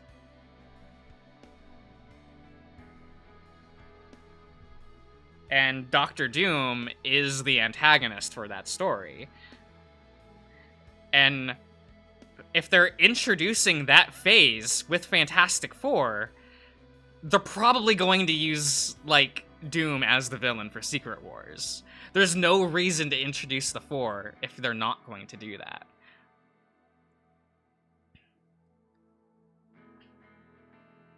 Are they actually adding the Fantastic Four? That's been on the timeline for, like, 3 years now for the films.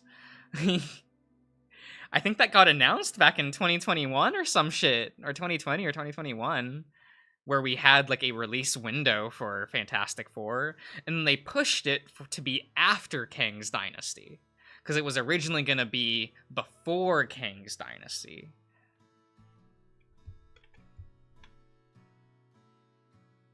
Oh, I know that Reed Richards showed up. Literally no one would let me not hear about it. As soon as that happened, it was like, oh, here's 15 messages in my inbox. All about, did you see Reed Richards is in the MCU now? Did you see, Josh? I don't care.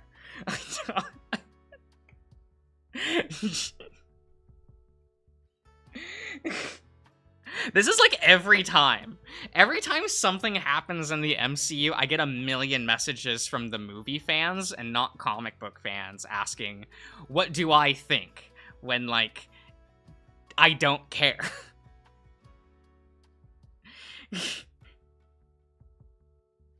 It's like all the people asking me about the Spider-Man book in my personal life.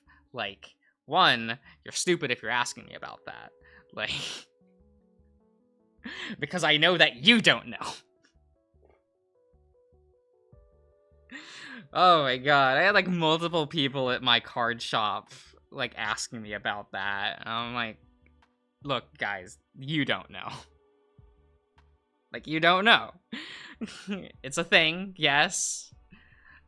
I thought it was funny that if you went to like the Josh, do you know about a term called spaghettification? Spaghettification? Yeah. I've seen the scene. Like, when I said no one will let me not know about the Reed Richards thing, I know. I know. And it's a bad scene. Like, for Reed. Like, obviously, I don't know if it's a bad scene in the context of the movie, but as far as, like, of a showcase of who Reed Richards is, that is not Reed Richards. Like, but it's the MCU, so I don't really care.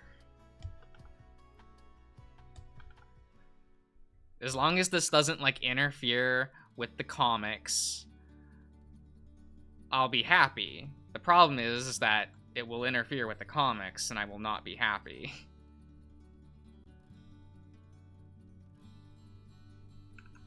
Eto.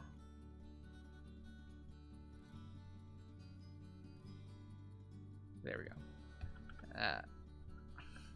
Because, like, it always happens, you know? Like, the last time a Fantastic Four movie was made, they canceled the comic. So, like, I can't wait for that to happen again. Like... oh no, the book doesn't match the movie. Cancel it. This happens so often.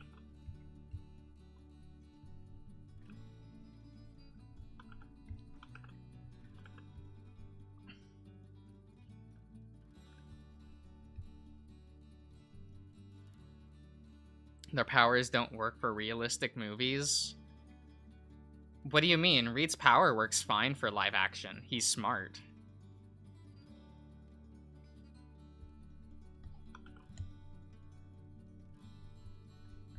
Like, he's the smartman.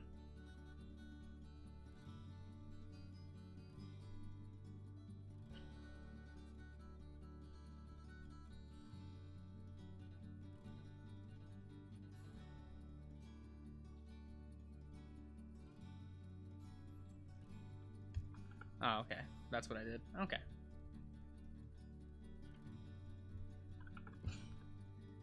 Where people don't look good. You're right, but you can just downplay it.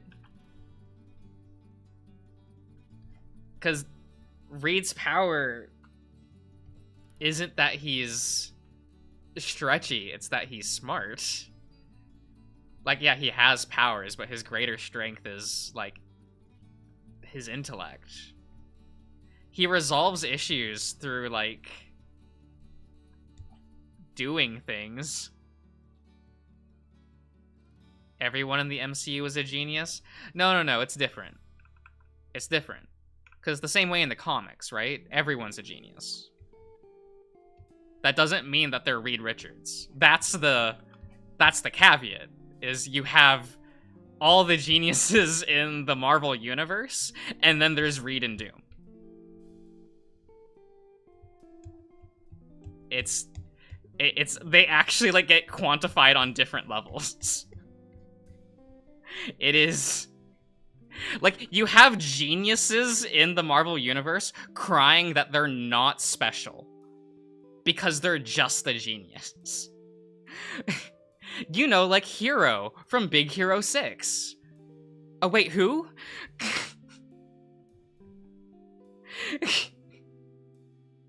Or you had characters like Amadeus Cho crying about how the fact that, like, he got knocked out of being, within the top 10 smartest people in the world. Sad Reed Richards got outsmarted by a 13-year-old girl. That never happened. It hasn't happened. That's something that, like, Marvel said, but there is nothing that actually reinforces that. They have, like, said in an interview, oh, the gimmick of this character is that they're the smartest character, but they don't do anything. So, there we go. No one really counts Moon Girl because she doesn't do anything.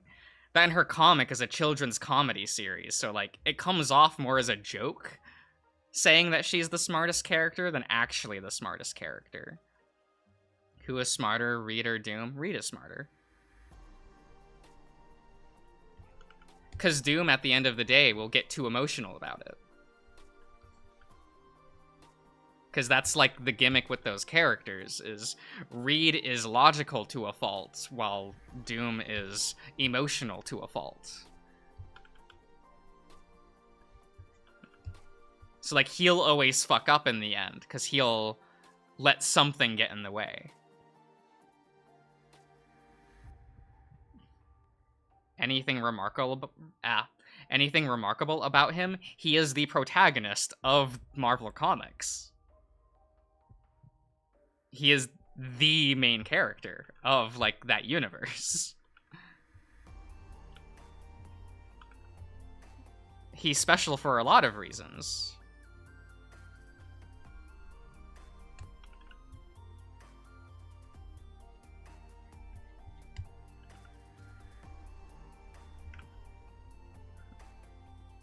I thought that was Spider-Man. Okay. Oh, Peter being relevant. Oh, no. That's not a thing. That was never a thing. No, the Fantastic Four started the Marvel Universe. They are the Marvel Universe. Their actions shape the entire, like, world. And its, like, setting and its lore. They set the main theme of the Marvel Universe. Like...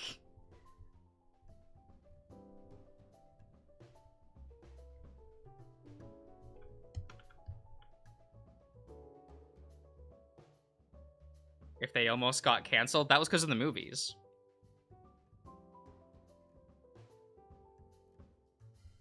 It was due to, like, movies and rights issues, and Marvel got a lot of flack for it. Like, once it came out, the reason why the Fantastic Four book got canceled, they backpedaled really hard. For a good reason. It made them look really bad. I always thought it was all about the Avengers. The Avengers are just a bunch of coworkers. I guess, like, the way I would think about it is, like, you have, like, all these titles, right? Like, not like book titles, but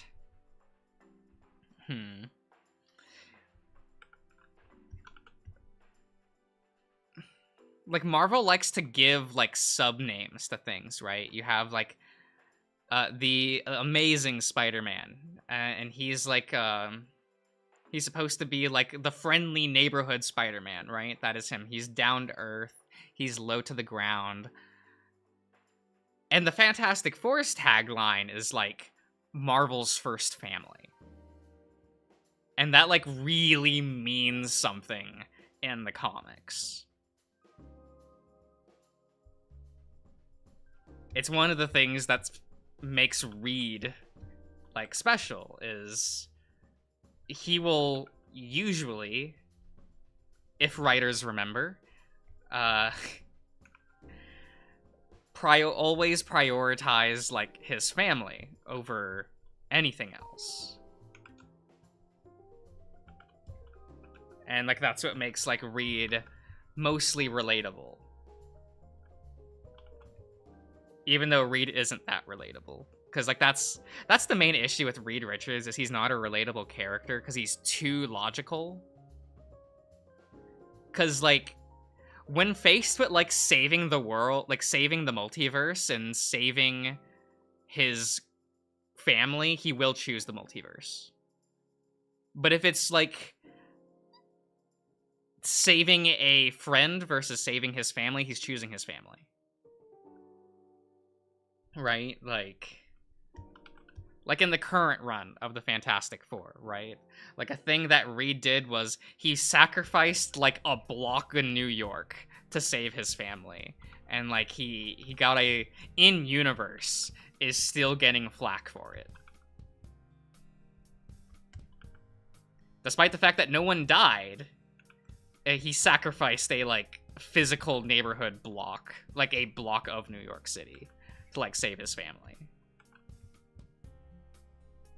And the people that went with that block, we'll see them again at some point.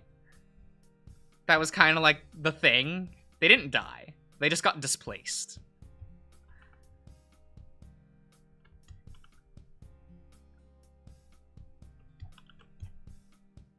Oh, so Venny, this is a thing that is defined heavily in comics, but not in adaptation, and that is the Fantastic Four are not heroes. They are people. They are not superheroes. The book is not titled a superhero book. In universe, they say we are not superheroes. That is a gimmick of the team. They don't go out on patrol. They do not, like, actively search and take down supervillains. They are people. The Fantastic Four book is you get to see the day-to-day life of the Fantastic Four. It doesn't have a lot of, like, there aren't a lot of action scenes.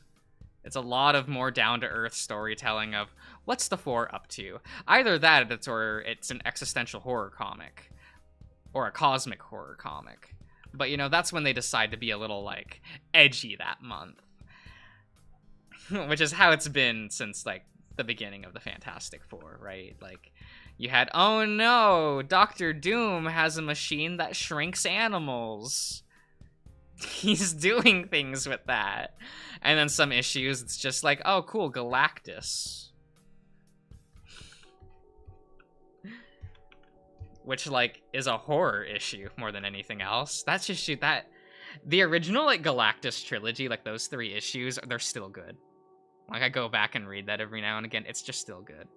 It's not as good as the epilogue story to it. Because, like, the issue after the Galactus trilogy is a story called This Man, This Monster. That one is so good. It's goated. It's one of the best comic books ever written. It's so good. Was there ever the idea that the people who were displaced died? No. Because that's not what happened. They just got displaced. In time. Like, in exactly a year, those buildings and everything in it will just reappear. Because they just got... That chunk got teleported a year into the future. So they just have to wait it out. So, like, those people aren't dead. They're just a year in the future. And we just have to catch up with them. So for us, it will be, like, a year. But for them, it'll have been, like, a second. Like, they probably won't even notice that, like, what happened. Other than just, like, you know, it's been things are different. It's a year later. But... yeah, no. The downside is that the kids went with it. Because the current writer of Fantastic Four didn't want to have to write the kids. So he just wrote them out. And, you know, I find that a little disappointing. Because I like the kids. I like having Valeria and Franklin and Nikki and Joe just around. You know, now that there are 4 kids that the Fantastic Four look after.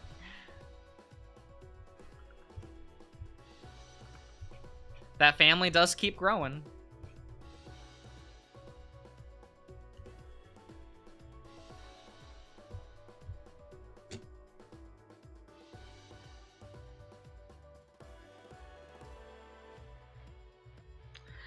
So Annihilus was about to blow up part of the city.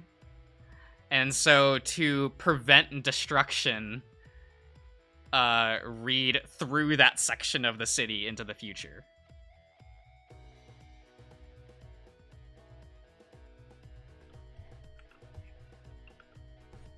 So, what he did save everyone.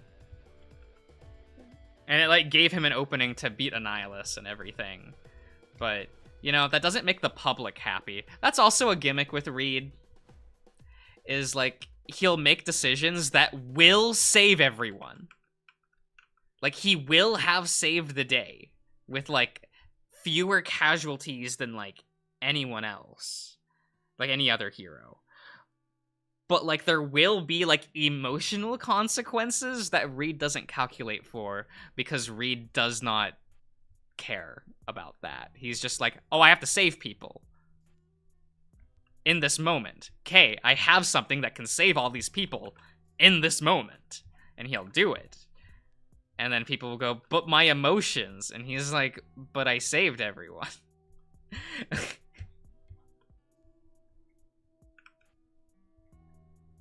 Like, it's a fun gimmick with him, right?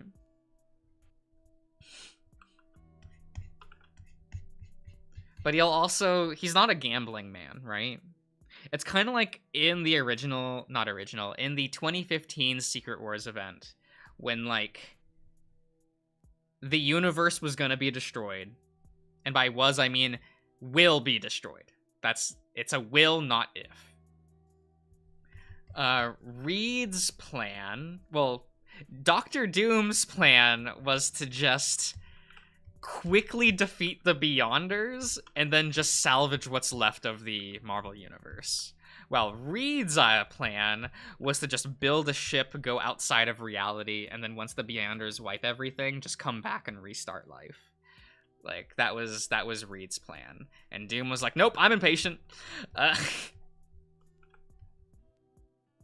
So it's like, to Reed, he saved as many people as, like, he could have. Yes, technically Doom's plan saves more people, but Doom's plan also has, like, you know, it is what it is. Reed had such a better plan. I mean, like, with the calculations that he had, the Marvel Universe was going to end. And, like, it did. That was how, like, we got the reset of the Marvel Universe back in 2015. That was the Secret Wars event. It's just that, like, Reed's plan was to save the immediate people, and to save as many people without, fighting as possible, right? And Doom's plan was like, I'm going to become a god, bitch! I'll use that to save everyone. And he did. And he became a god. That story is cool. Like, the Secret Wars event is so neat. I'm going to assume that the movie is not going to be as cool.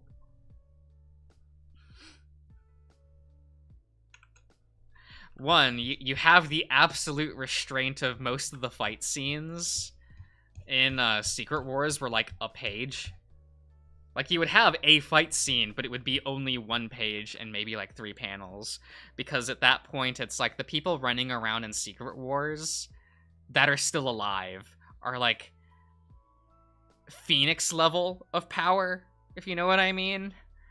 So it's just people, like, killing each other in one hit.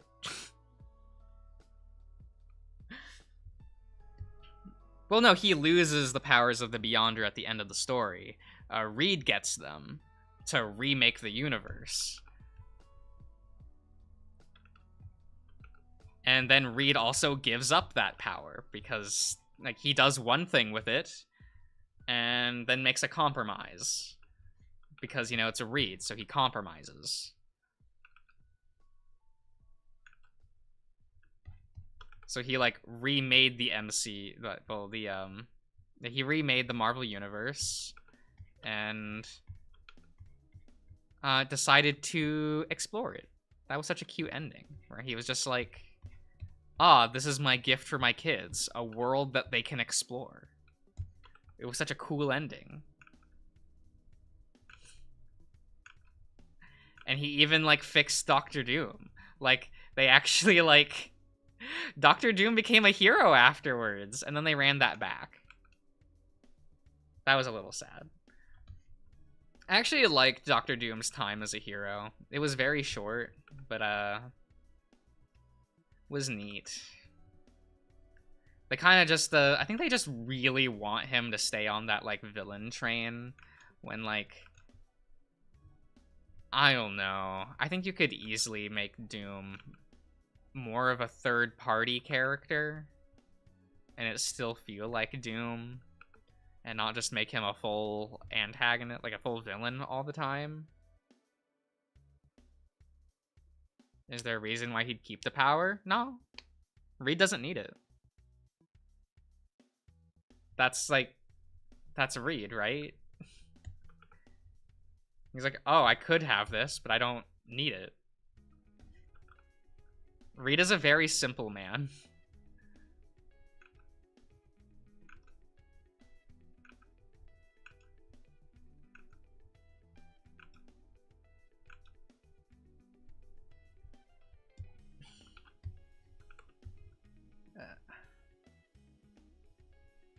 While Doom is a very needy and complicated person. A basic bitch, you could say, yeah, exactly.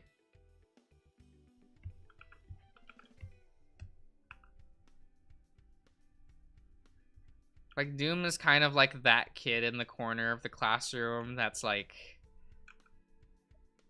is the richest person in the room and is still complaining that he doesn't have enough.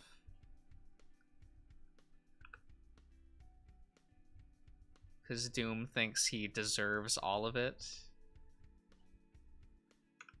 Which, you know, in theory, you know, he's kind of based, right? Like, he does deserve everything. It's a Doom.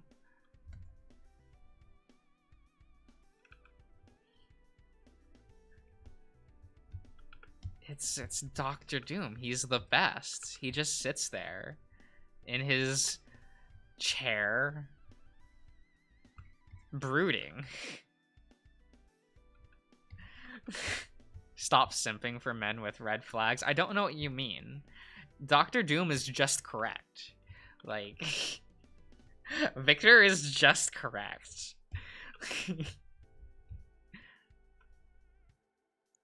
I love the storyline where, like, he decides to kill, like, 2 birds with 1 stone, and he takes Galactus, lobotomizes him, and turns him into a battery so that the Earth has free renewable energy.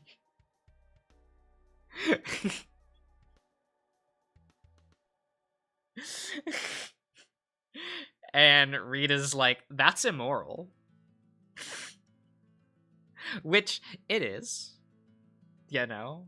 Galactus is still a living being. Galactus is kind of terrible. No, he's not. Galactus is doing his job. He has, like, a legitimate job to do. What do you mean it's terrible?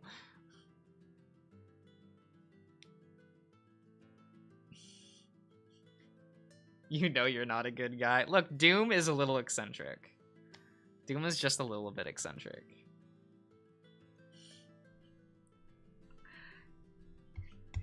And I love Galactus. He's great.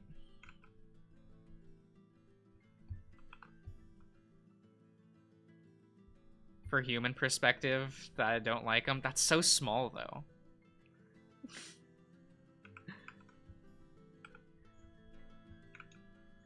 Besides, you get a human perspective with Galen. There, I'll use his first name rather than his title. You have Galen just, like, doing his job. And you get to know him. And the storyline where you get to see him die is... oh no, it's something.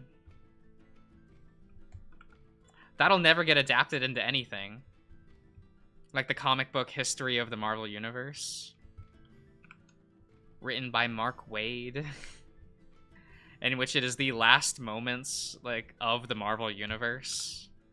And you have the 2 men in the Marvel Universe who will get to see the end of time, just having a conversation at the end of all things. And that book is really cool.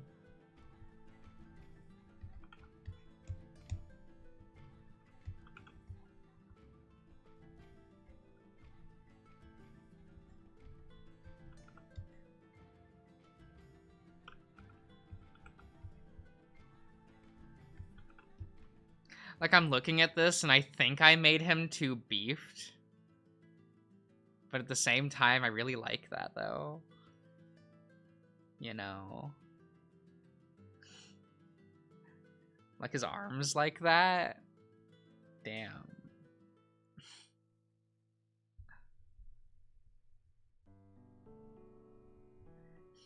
I mean, he's a sporty fella, right? He plays like soccer and he gardens. It's probably fine. It's probably fine. I took way longer on this than I needed to, but you know, that's fine. I'll end the stream here. This went on for a little too long. So I'll see you guys around.